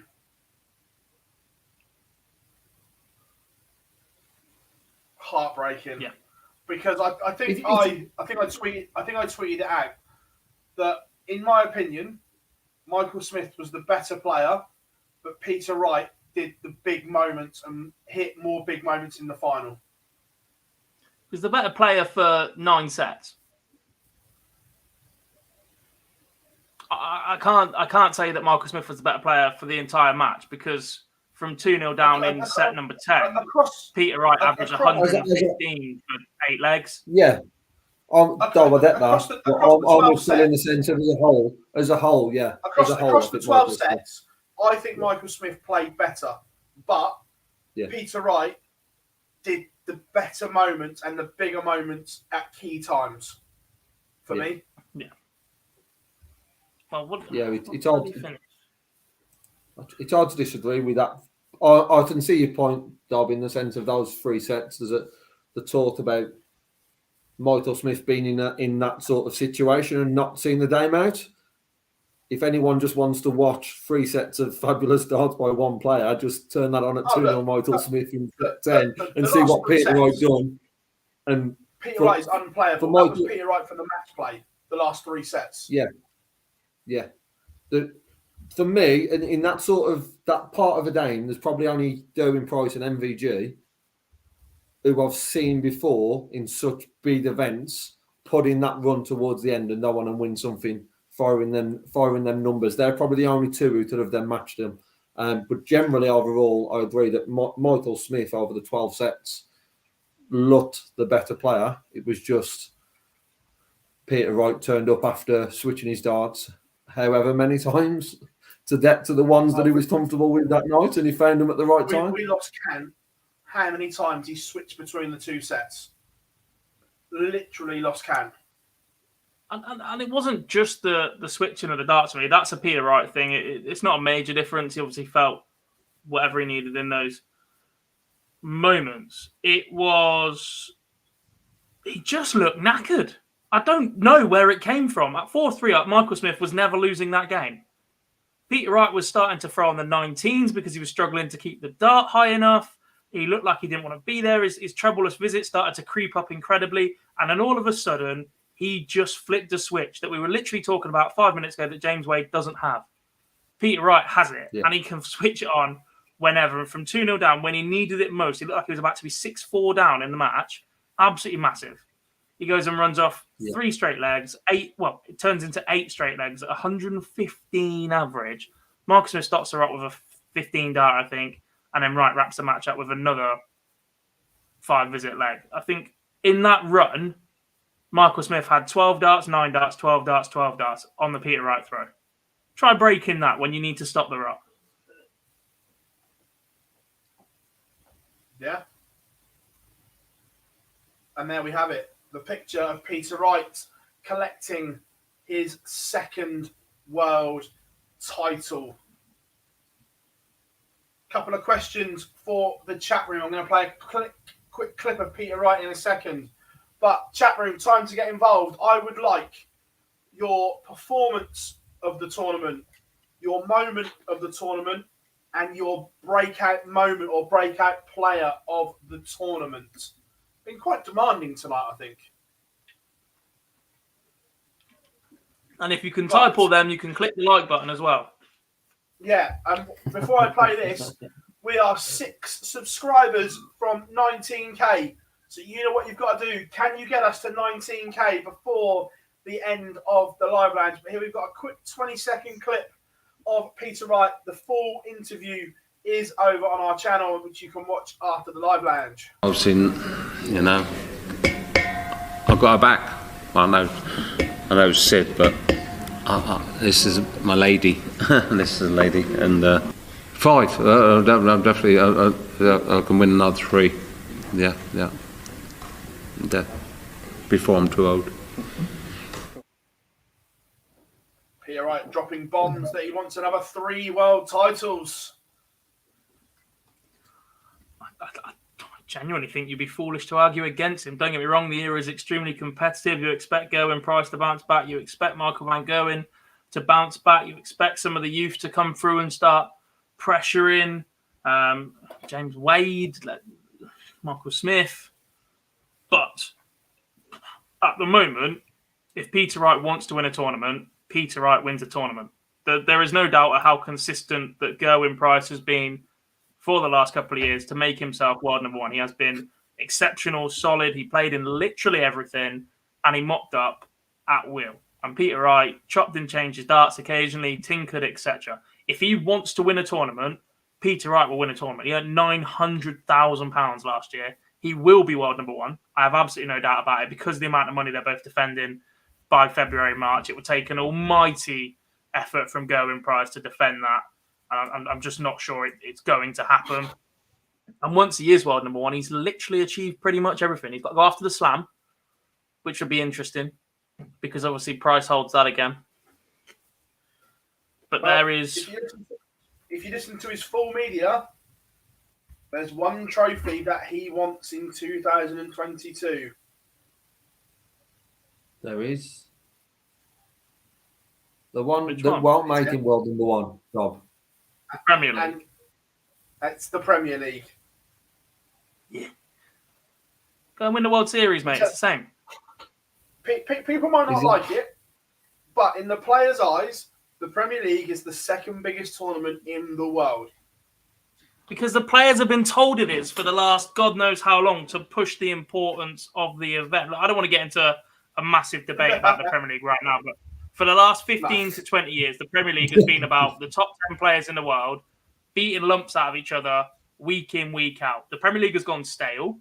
They've tried to mix up with the contenders, and only now is the narrative that it's an exhibition event actually being pushed by those in and around the sport, because that was always a hush-hush, you can't say that for a long, long time. It is an exhibition event now because everybody knows it's gone stale. And to me, that devalues the achievements of Taylor, Van Gerwen, etc. in the past. The minute that you accept that this is an exhibition and start pulling in potentially players outside the top 25 again, you start looking at players without tour cards, potentially looking at changing the format and whatever else, that's no longer the same event. You tell the players that. Anyway, moving on. There are plenty in there. Right, moments. And boys, have you got yours? So, no, you didn't ask us for ours. You asked the chat room. And Yeah, I asked that's you pre-show to very get true. them ready. No. I'm Did just you? doing the live subscriber count. Did you? I don't remember that bit. Yes. Must have been on mute then, mate. So, moment of the tournament. I think most people are going to be in agreement of the moment of the tournament. Yes. James Wade. Incorrect. You have to do something James good Wade. to be in the moment of the tournament. Not average 83 and 84. Willie James Bourne's 9 dart chat room. Are we all in agreement that that is the moment of the tournament to win a game? Yes. Yes, for me. One of the best guys ever. Yeah. Yeah.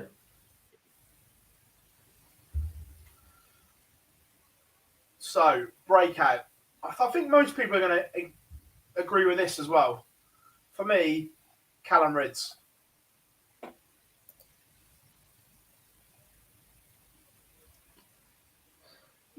Yeah.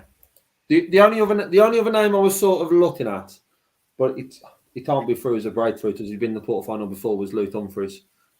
Because I just think he's you're not having that one. the step. So Callum Ridds, it has to be for me. Yeah, the only other one that I thought about was Raymond Smith. Raymond, yeah. Yeah. Yeah, but Callum edges There's it part for of me that wants to put Michael Smith in there as well. Because whilst he if I has been can't at have the top Humphries- level, If I can't have Humphries, there's no way in this world that you can have Michael there's Smith who's been in the no way in World a Final million years before. you're having. Not a chance. it's just the quarters and the semis at the three games, the Clayton Price way. That's like They in the were Premier just League different. when Harry Kane won Player of the Year and Young Player of the Year. Not having it. When you win Player of the Year, you ain't winning the other one as well. Ridiculous. was going to say, you'll be saying Peter Wright next for his form in between the match play and the Players' Championships and saying, well, we didn't see it coming. Crap. Again, actually, I'm going to throw you all another curveball. Chat room, get involved. What was your match of the tournament? Because I think this may be debated a little bit more.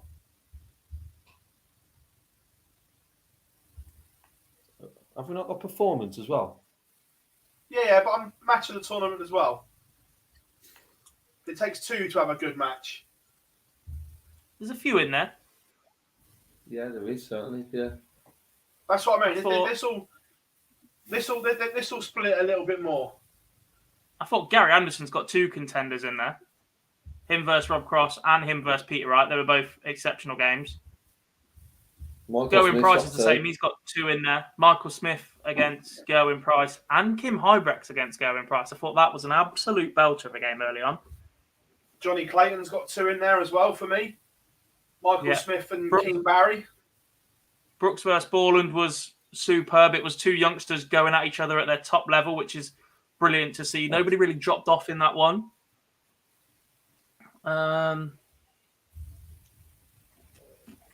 Anything else I really like the look of? Gurney Cross. Gurney. Rob Cross just loves a scrap. Lewis Campbell, right at the start. That wasn't a bad match, you know. Lauby as well. Lauby O'Connor. Call him Joe Mernon? Absolutely not. I knew that was coming. That's up there with Mickey Mansell and Jim Long. A weird one. Hear me out. Ryan Joyce versus Roman Beneke. Because Joyce was so comfortable, and just for that moment, you thought it was a bit Rene Idam against Michael Van Gerwen a couple of years ago. Yeah. Well, actually, this one's brought the chat room to life as well. Yeah, Lewis Campbell's in there. Who did Coltsov play? Jermaine Watamina or Dirk? Dirk. Coltsov versus Dirk. I can't lie, I was very, very shocked when that got a Sky promo, but I'm glad it did. Yeah, definitely. For me, my one is Smith Clayton. I could have watched that all night.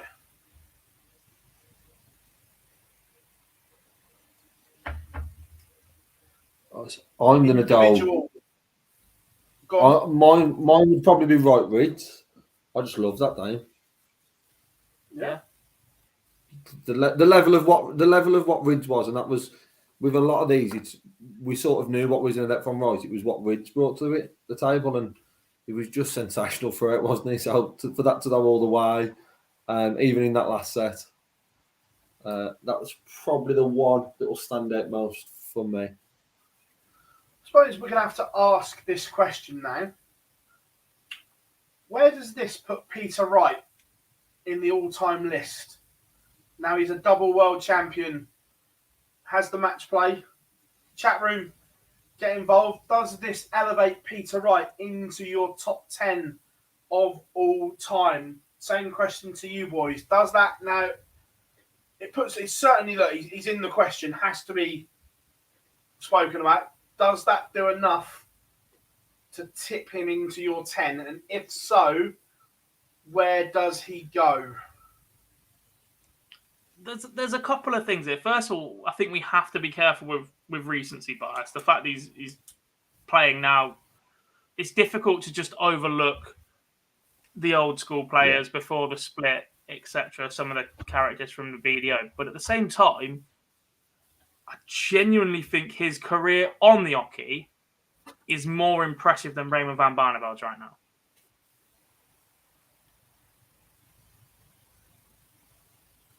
I'm not convinced. It's very, very close.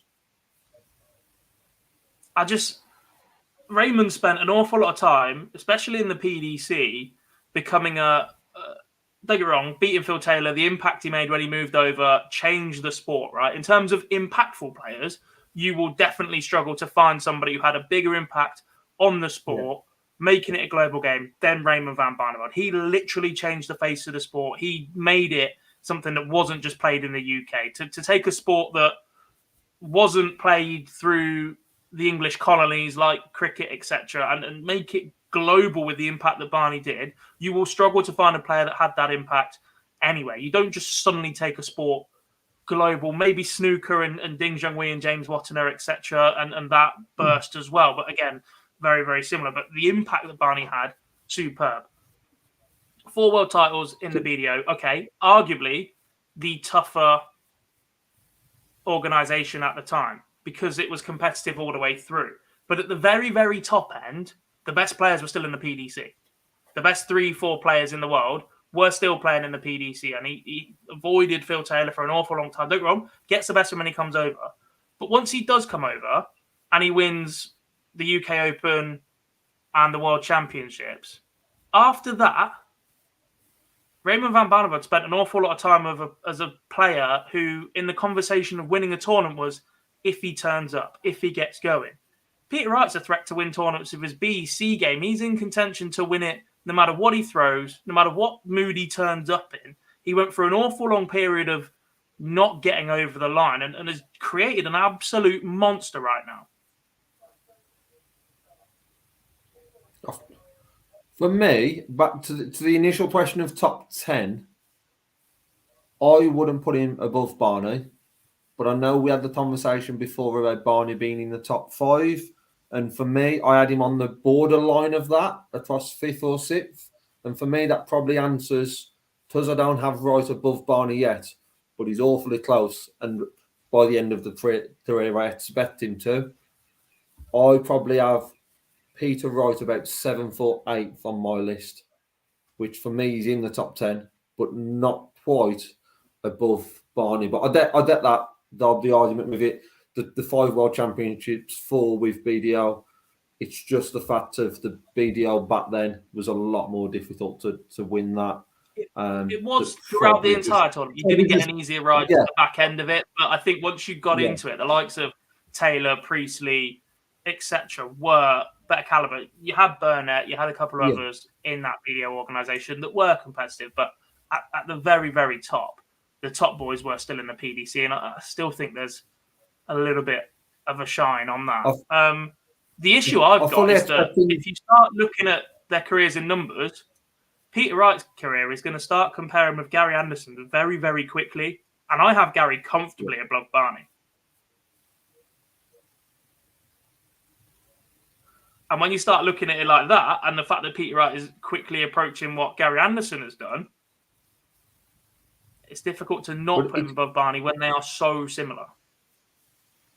Yeah, but the problem... Go on, Phil. Go on, boys. No, go on, mate.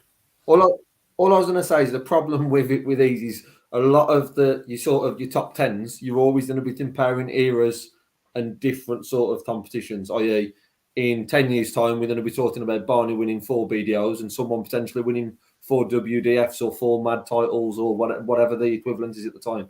That makes it a lot more difficult to compare it in numbers if it's just someone who's had a PDC career against another PDC career. If you are doing a PDC comparison of Wright and Barney, then for me, obviously, Wright goes above. That's what probably makes it a bit more difficult to compare the numbers and the stats and all them in that. That's why I just have him below, but I think we will have a bit of a mixed, and I can see we've got a bit of a mixed chat room on those two and plenty of other players. I've got my top 8 comfortably. It's 9 and 10 I can't decide on.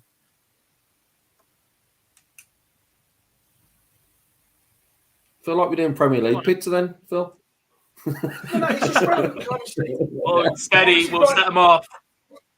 Right.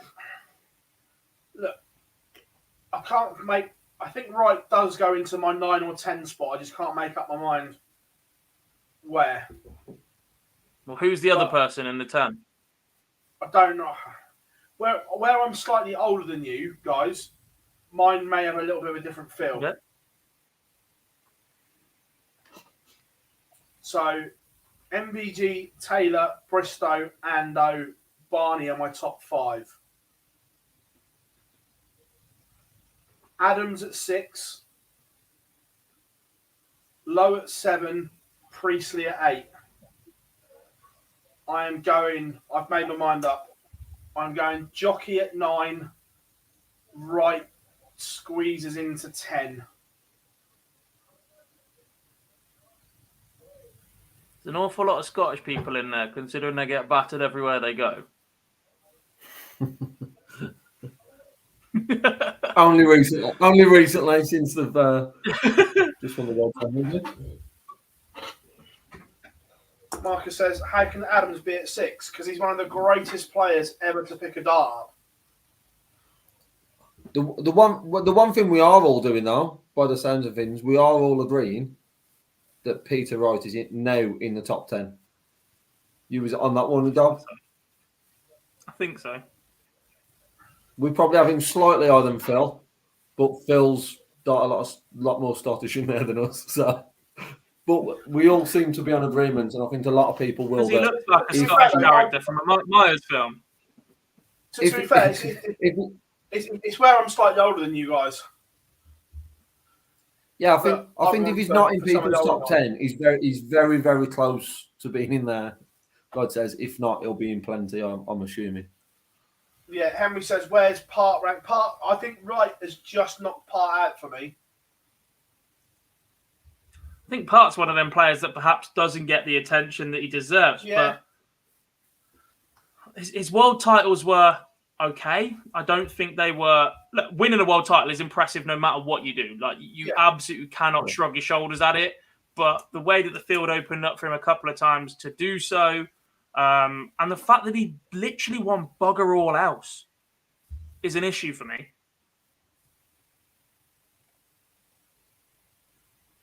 Yeah. No respect from the war. Don't start that, Shawnee Mack. Marcus said that he never played a professional game. I think you'll find that the BDO World Championship was called the BDO Professional World Championship.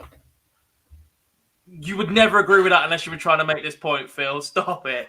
No, but Stop it now. Stop it now. No, I'm putting your leg. But all I'm saying is, even in the WDF, a lot of the top players are professionals. Just because you don't play in the PDC doesn't mean you're not a professional. Yeah. Does Phill, does Martin Adams move up a spot or two if he wins the World Seniors in a month's time? No. Right, yeah, I just thought I'd drop that in there. There's no way of dropping it in there, though. It's quarter to 10. We haven't discussed Q's School. We haven't discussed the fact that WDF have postponed their World Championship. We haven't done any sort of question time. And you two are laughing about whether the BDO is professional or not. I think that welcome back, folks. Yeah, welcome to 2022. I think that who's in charge of it? I am now. Look, I'm taking over. Phil, one second. Dob, let's do 45 minutes fallout bars. I remember watching a few of those that run over an hour, my friend. An hour and 20 for me and Cam. When you just put me and Cam on a chat, Jesus, the boy can talk. That boxes off the 2022 World Championship, and now we're going to move on. There's a couple of other things that have happened. We're going to stay on the World Championship theme, and I'm going in here. I don't care. Brace yourself, folks. Right now, here we go. Right now, Lakeside should be on. However, it was cancelled, postponed on December the 15th due to COVID issues. I'm not having it. It was postponed due to poor ticket sales because Bob Potter realised he was about to absolutely do his conkers because the prize money he'd put up and the ticket money wasn't there to cover it or make a profit. In my opinion, they preempted that Boris was going to put us into lockdown and there wouldn't be any fans there, so they had a get out. But now, the decision looks ridiculous. The PDC Worlds is done. We've had full capacity. We've still got full capacity at everything this weekend. So that the whole tournament would have gone off with no restrictions. They gambled, and gambled very wrong, in my opinion. They've rolled the dice and shit out. Yeah. Go on, Dom. I just think it depends how you spin it. Look, there was already talk about the fact that overlap with the PDC World Championship and Q School. The fact COVID isn't out for them, potentially due to poor ticket sales or whatever, I think it might work out for them in the long term. We always thought that Easter and that April slot was a better slot for this tournament. It was just pushed by broadcasters and etc. to go in this slot. The way and the lateness of the announcement, does not work in their favour, but the ability to put it in a slot that probably helps them long term, gives them more time to push the event, etc., build it up, get these players back out there. They may end up losing a lot of the field, which is the issue, because a lot of those field are going to go to Q School, and at which point trying to drop players in from the reserve list is going to look a little bit mad when you're already going to be 3-4 months into next year's touring calendar. That is the biggest issue for me, not the fact it's been moved or whatever else. It's the fact that the tournament could have a very, very different look to it in 4 months' time. And I'm also, from the perspective of the team covering the World Seniors, it now clashes with one of our qualifiers, and we're both at the Lakeside within the space of 4 weeks. That's bad for business. Bob, on one of the points you've raised there was around it gives them a few more months now to sort of advertise it, try and up the numbers. From what I saw beforehand for that sort of advertising and build up and social media, I'm not 100% convinced that it's going to be much, much better. And those numbers are going to increase massively. I think the World Championship should be in April. I think it should have been in April anyway, or a different time of the year. I think we needed to move away from it being here, and that is a positive. But it then also goes back to how many players have to not be in the World Championship who are currently in it for them to then potentially look at do the redraws because you've got loads of invitations. So the seeds are no longer the seeds. How do you move it around? For me, they've got to look at the whole structure of how it's been set up. Because if you have 8 players who are currently seeded, not playing in that, and then they're replaced by reserves, is that draw then fair? Because you could have a section of the draw with no actual seeds in that draw. There's so much of it that just isn't right. And it back to probably the start of the show where Banty was talking around the PDC wouldn't have changed. The rules were there in regards to if someone had COVID. We had to continue. I just find it mad. It's the only thing that 2024 right now is bugging me so much that it shouldn't have happened. Luckily, the PDC World Championship distracted me from it, but you've just refueled all that anger in me, Doc. Not you, but we're comparing the absolute juggernaut that is the PDC to the WDF, who have taken over from the BDO in managing this tournament and their tour at a time when it literally could not get any lower. They've inherited a bad product through mismanagement for the last 10 to 15 years. They have to get off the ground. It simply has to happen for there to be something for the entire amateur circuit that more players affiliate to than any other darting network in the entire world. This has to get off the ground if people are still to believe in this structure. But they can't get off the ground at a massive loss because then there is nothing else. They cannot get off the ground at a massive loss. Because it has to get off the ground without making a massive loss. You cannot bury yourself in financial difficulty before you've even got anywhere and you know it. Sorry, Phil. Do you think that changes much? Because Bob do you think that changes much between them? Because Bob Potter has taken the ticket money. So the WDF, you said it has to get off the ground. They're not making money on their prime event anyway. So this is all about whether Bob Potter makes money or loses money, not the WDF. It is and it isn't, because getting off the ground symbolises to everybody you are back. You're in a position where you can start working with others. You have to deliver a product the first time around for others to have belief in you again. It's the same reason why World Seniors aren't currently involved with the PDC, whereas the snooker is. It's the same people involved, the same people behind it, but for the next 18 months, the World Seniors have to prove that they can stand alone, that they have a deliverable product before anybody else is willing to work with them. You have to go out and But- advertise yourself to the best of your ability, and getting off the ground in that Yeah. way is the only way for them to do it. They're literally pinned into a corner. If it goes ahead, and I'm still not convinced it goes ahead in April, by the way. If it goes ahead in April, they're then going to put it back to January next year. It's not going to stay where it is. I don't agree with that. I think that it should move to April. This is it's their not. opportunity It's just- to get out of the Listening PDC to shadow and everyone- go for standard. There's nothing else Listening there. to everyone in and around, it's going to go back to January next year. Which is a bit. I don't agree with that bit, but the rest of it, they literally have no choice. They are so tight. It's not right though, because people like Connor Scott, Cameron Menzies, Scott Marsh, if they go and win tour cards, they've qualified for that world title as an amateur. And for no fault of their own, they then can't play in it. And that isn't Correct. right.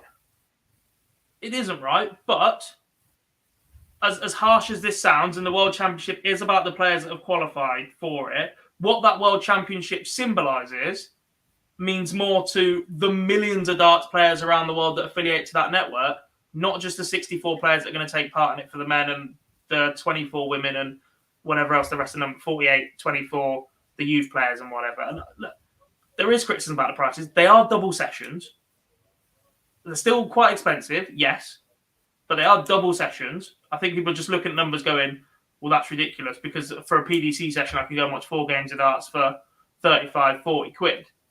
You're still getting close to that. A little bit more expensive, yes, but you are still getting close to that, but you have to go and watch both sessions. But you've just said there they're trying to stay off the ground. But then off the ground, you'd at least if think you're of a trying to get off starting the point. ground, then start your ticket prices low, pack the place out, make it look good. So say it doesn't, right, say ticket sales don't improve vastly, because at the moment you can go on the website and they've only sold, I think it's 12% of all tickets sold. So if it goes ahead and Bob Potter swallows his pride and swallows a lot of money, then it's going to be on TV in April with the afternoon session live on TV with one man and his dog there. How bad does that look?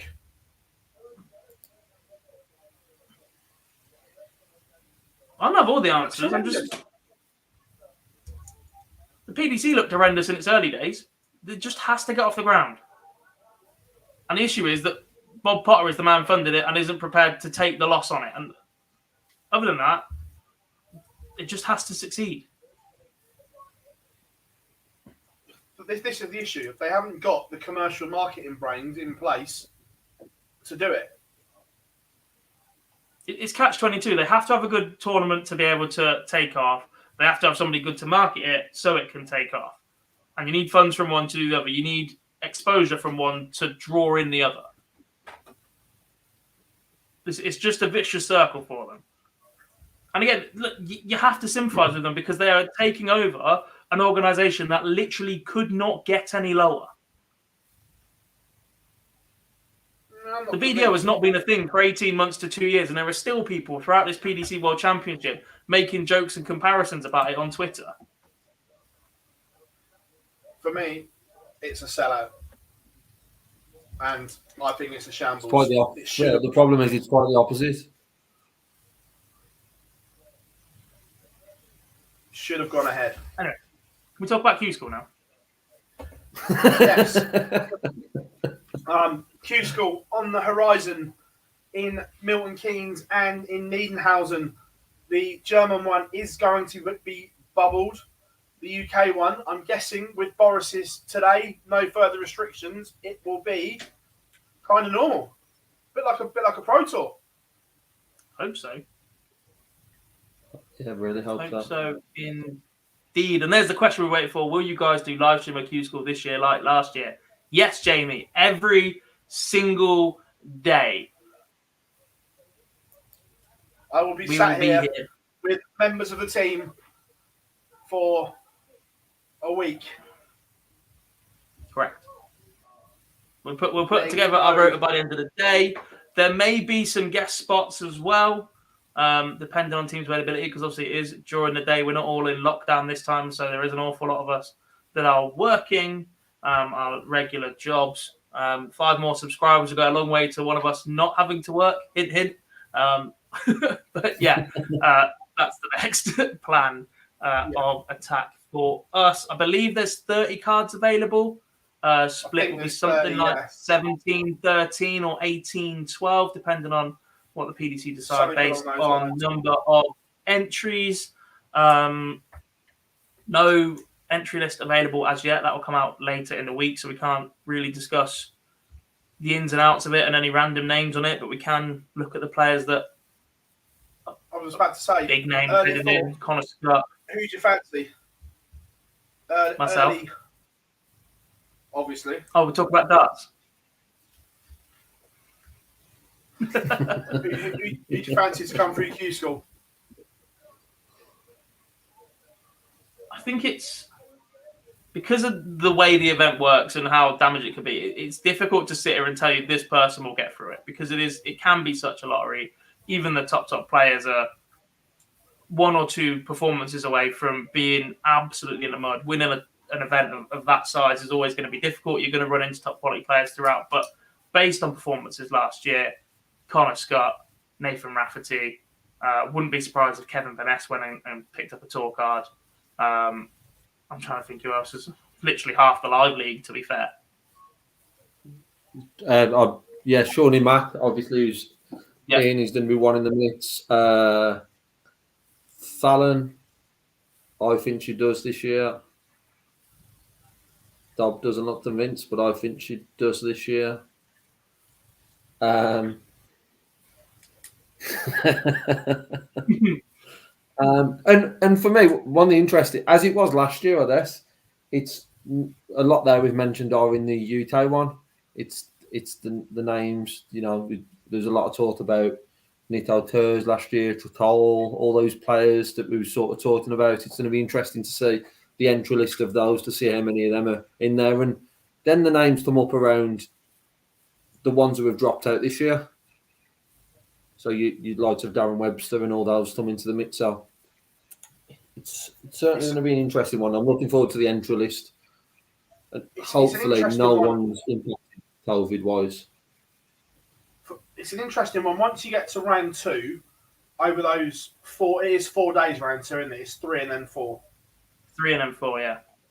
Yeah. Those 4 days, there's a handful of players that, do I think they can win a tour card across 4 days? No. But their A game could go and blitz people in 1 day. And that's kind of the intriguing thing for me. It's can they hook it up on 1 day and do the job? Because they're inconsistent, and I don't think they can do it across 4 days. And the obvious one for that is the other half to Fallon is Cameron Menzies, because when he's on, unplayable. But do I think he can do it across 4 days? No. Can he do it on 1 day? 100%. Do I think he's going to turn up for all 4 days? No. Just well, is he going to get lost wandering around Milton Keynes? Yes. He's just going to be going round and roundabout. I've had the experience of trying to drive around Southampton and find a Scotsman. It's all fun and games when Cammy comes to town. Yeah. A lot of questions about Edgar. Look, Matthew Edgar is king of coming through qualifiers and things like this. He's come through Q School before. So, look, would he be on my ones to watch in the top betting for me? Yes, he would. And I guess the other thing is, we spoke a lot about this last year, is that in years gone by, for some of these players, not getting a tour card would be a disaster. It's another year where they have to start going to BDO or WDF Opens to try and keep their game in shape, try and pick up county and etc. to try and keep themselves in good position, have a crack at the Challenge Tour, but less events, a little bit more competitive, and what have you. But there are so many opportunities right now, not purely because we're sat here on the Online Darts Live League, that we'll be back this year. That's one. You've got your Challenge Tour. ADC have just launched. We haven't spoken a great deal in depth about them, but I think we'll touch on them on the next live lounge.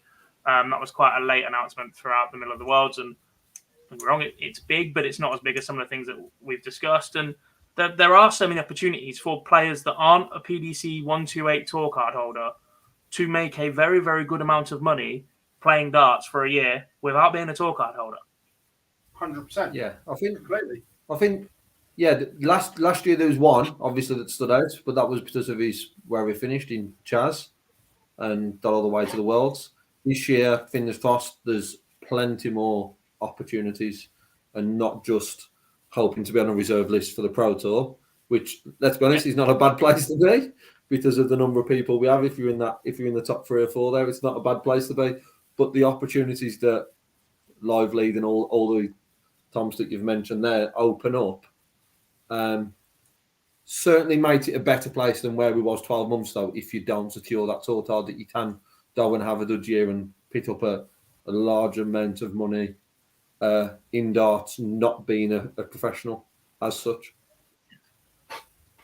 I agree. We're going into Boise Fergie time. We can't close without question time, so we're going to go 10 minutes over time. Someone's put the board up. Well, sorry. Ladies and gentlemen, with the 5 sets all, 2 legs all, the final set must be won by 2 clear legs. So we are going to Shock, go Man United are losing to Wolves again. Give them an extra 10 minutes. So get your This is the questions Dart in. Show. It's the first question time. Let's start with Henry. Then Can you ask we get down the bottom of this page? Then we have This is a Dart Show at the bottom just for Dob every week, just for a moment. Henry asks, outside of Fallon and Lisa, who's the next best suited female player in your view that could win a tour card? I think it's between 2. It's between 1 if she's okay. And I mean, I think it's between 2. Bo. I think Bo's head and shoulders if the action and everything is all right. Makuru's the other one. If she can spend enough time in the UK playing steel tip. If she's restricted to Japan and soft tip, she makes an awful lot of money. That happens because the amount of money she makes at soft tip. I don't think she'll ever commit to it properly. For me, Bo all day. In terms of raw ability, Bo Greaves. Yeah, completely. Where's Phil's so Christmas who's in decks charge in the bin?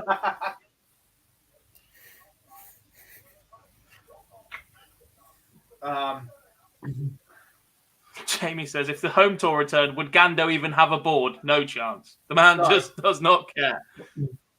A good one in here from Don Phil first. 2 seconds on Ando. He genuinely had the worst internet in the world and was actually devastated when they fixed it for free for him because it was great publicity because it meant he had to play. He genuinely loved not having proper technology. And now he's got like Maybe ridiculous. He doesn't want to play darts.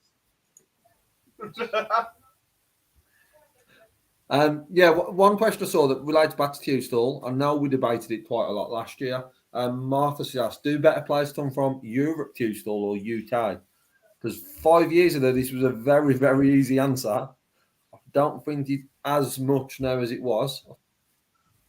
Last year, probably edge towards UK, but it's very close.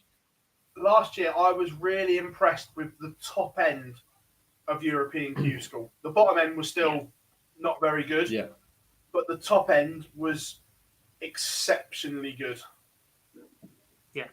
Yeah, the gap between top and bottom on EU is a lot wider than it is on the UK. I think the UK is more competitive in that top third, and you'll get the odd player that will come through it. But because they're all very, very similar and the like and can take results off each other, I think you're likely to get a player that's going to have a bigger impact on the rankings immediately from the EU Q School this year. So to sort of flip and add to that question that come in, if it was one big Q stall and there was 30 cards, do you expect that split to be more of a 15-15 than probably, 5-10 years ago, where maybe it would have probably been 20-25 UK to 5 Europe? I still think if you put everybody in the same room, the UK would win 2/3. Yeah. yes, Leighton Bennett is going to Q School. He is, because he has been practicing with my friend. He is travelling also from university. He is now old enough, I love as of New Year's Day. I really like Leighton. However, the DRA are also going to like him if he gets a card. Also, we didn't even mention it, the fact that he lost in the final of the JDC, missed 15 match darts against Bradley Rose. Yeah. Absolute heartbreak for Leighton. But he will be back. And actually, a defeat like that this early on for Leighton, I think will ground him going into Q School. Yeah. Hopefully. Hopefully. As far as I know, Tommy, there are no dates for Riley's qualifiers as of yet. I'm still not sure we get Riley's qualifiers this year. Yeah. I think So I know it was something that he mentioned before. The only thing for me is if they're not going to, I hope an announcement's made sort of this week. Does it then falls into where you land in Q School, or will it go back on Challenge Tour and development of last year, or the events at the start? I just think if they don't go Riley's, I just hope there's an early enough announcement to know what the reason I say I don't see Riley's happening is because the ones in Northern Ireland, Wales, and Scotland are all shut. Yeah. Yeah. So that's why I don't see them happening at the moment.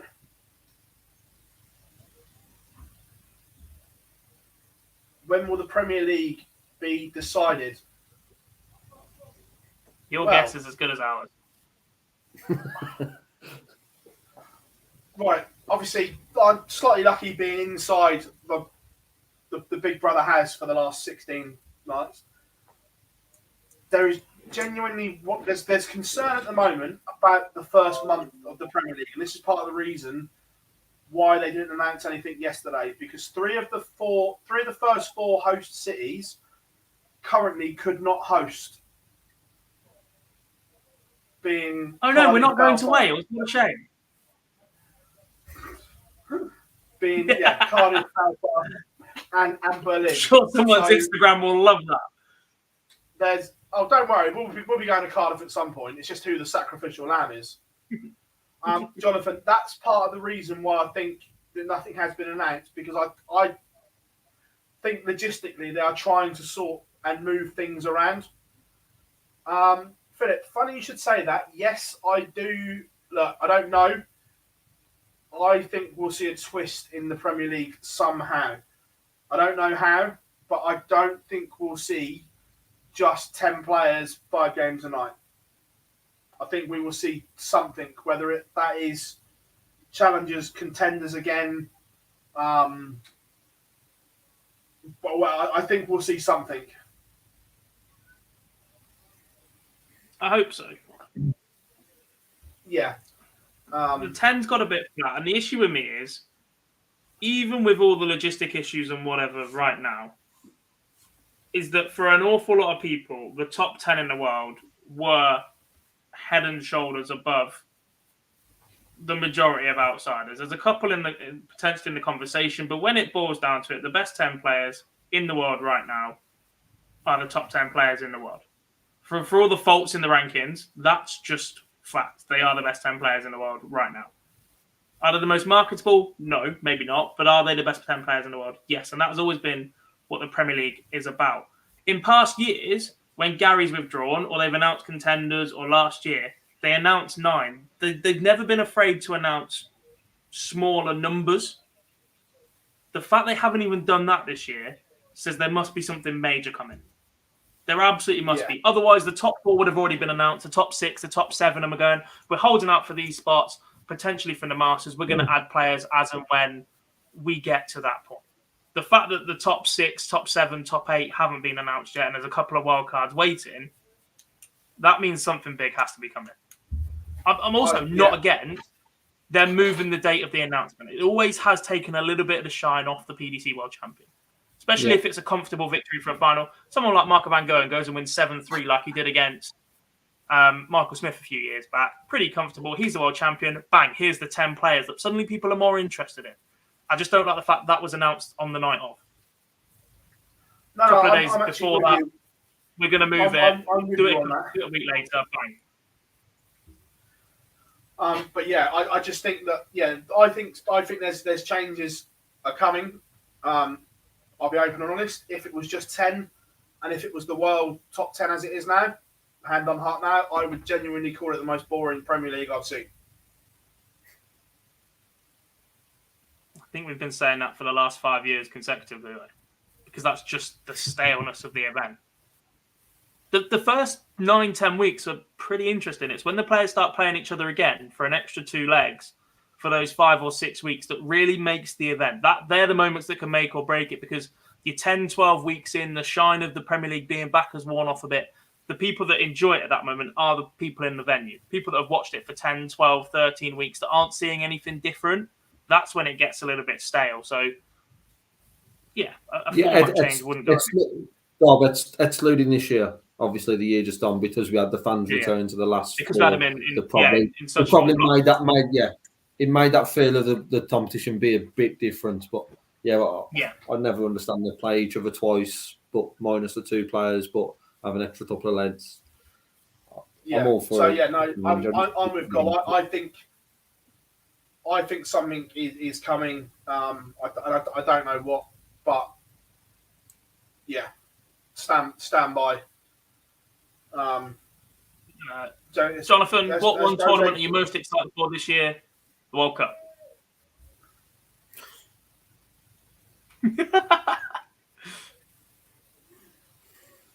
Because I'm already going on it early. Scotland will not get battered everywhere they go. If it is Gary Anderson and Peter Wright playing in the World Cup again, they walk it. I'm saying this in January. Yeah, but does he want to play darts? He always wants to just play darts. Does he? And then is it Peter Wright and Willie Borland, or Peter Wright and Alan Suter, or do they then still allow Endo to play? Does Gary Anderson's willing to? Different question then.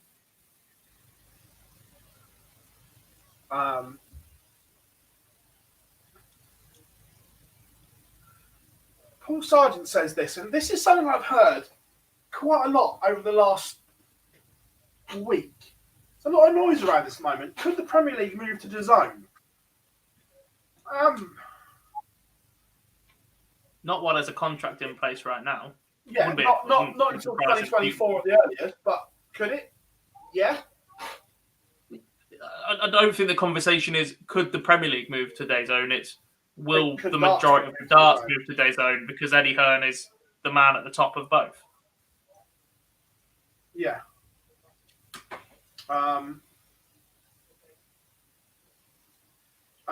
Welsh Media's got nothing to genuinely, hand on heart now, it has nothing to do whether Fallon gets a tour card or not. One, if they wanted to pick her as one of the 10, they could do it now. And 2, I genuinely think we are going to see Fallon Sherrock in the Premier League in some guise or form, one way or the other.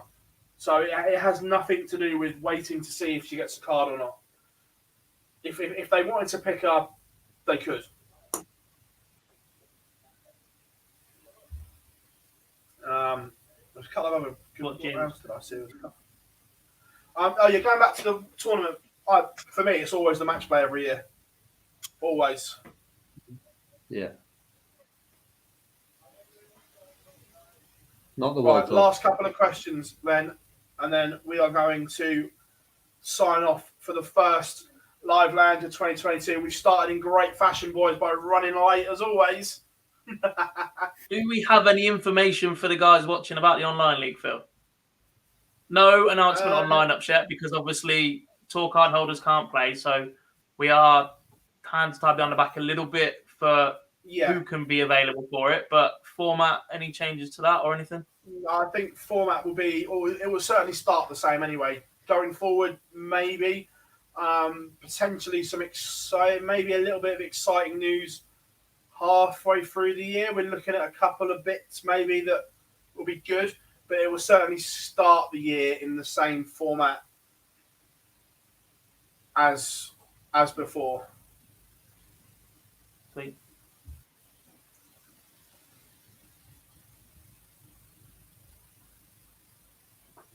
What do you make of the Masters staying at 24 participants? Basically, Philip, it was ITV asked for it because they wanted an extra session of darts because there never used to be one on the Saturday afternoon. It only ever used to be Saturday night. ITV wanted an extra session, and the only way they could do that was put it to 24. Again, I know we berate Sky a lot about broadcasters calling the shots. ITV have called the shots with this one.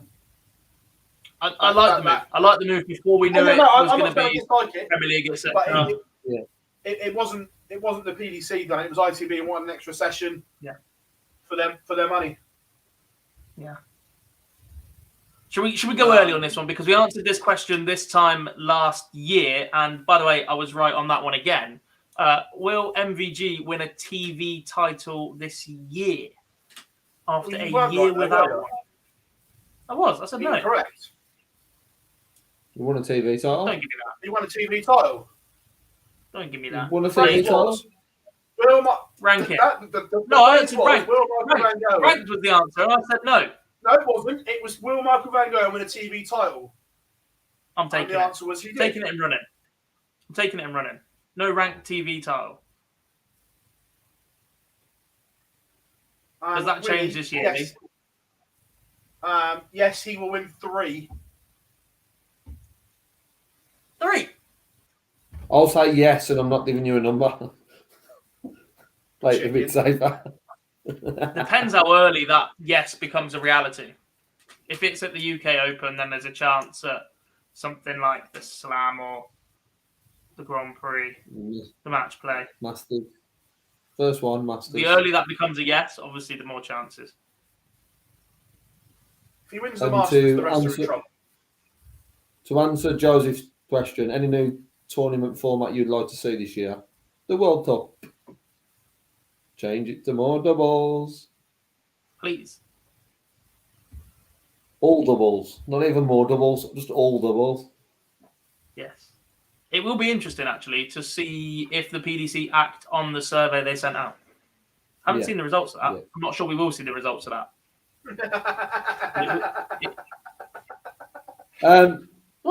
Hopefully, I don't want to. I know why Phil's laughing because we're never going to see the results. Hopefully, the way we see the results to that are by a change of format. We're not going to see numbers to what people answered at all. Never, ever going to happen. They're not going to release those survey results, Dob. You know this. Yeah. Well, just put it out there. Imagine seeing those results and then is Boris ever going to admit to having Christmas parties? I did, didn't he? We'll get there in the end. I'll worm it out. I'll go investigate him. I think we have to wrap up now. I was going to say, what an amazing start to 2022. The Live Lounge has absolutely smashed it on episode number 1 of the year. Everyone, give yourselves a huge round of applause. And remember, we are close to 20k subscribers. So, yes, we will do some kind of giveaway for 20k. Haven't worked it out yet, but we'll do something. As always, before you go, make sure you drop us a like and subscribe to the channel. Remember, Q School coverage starts on Sunday. We will let you know on social media the plans and how that all goes about. I've been Phill Fars, been joined by Jack Dobby Garwood and Lee Boyce and Raven Effect. You are correct. I am in charge.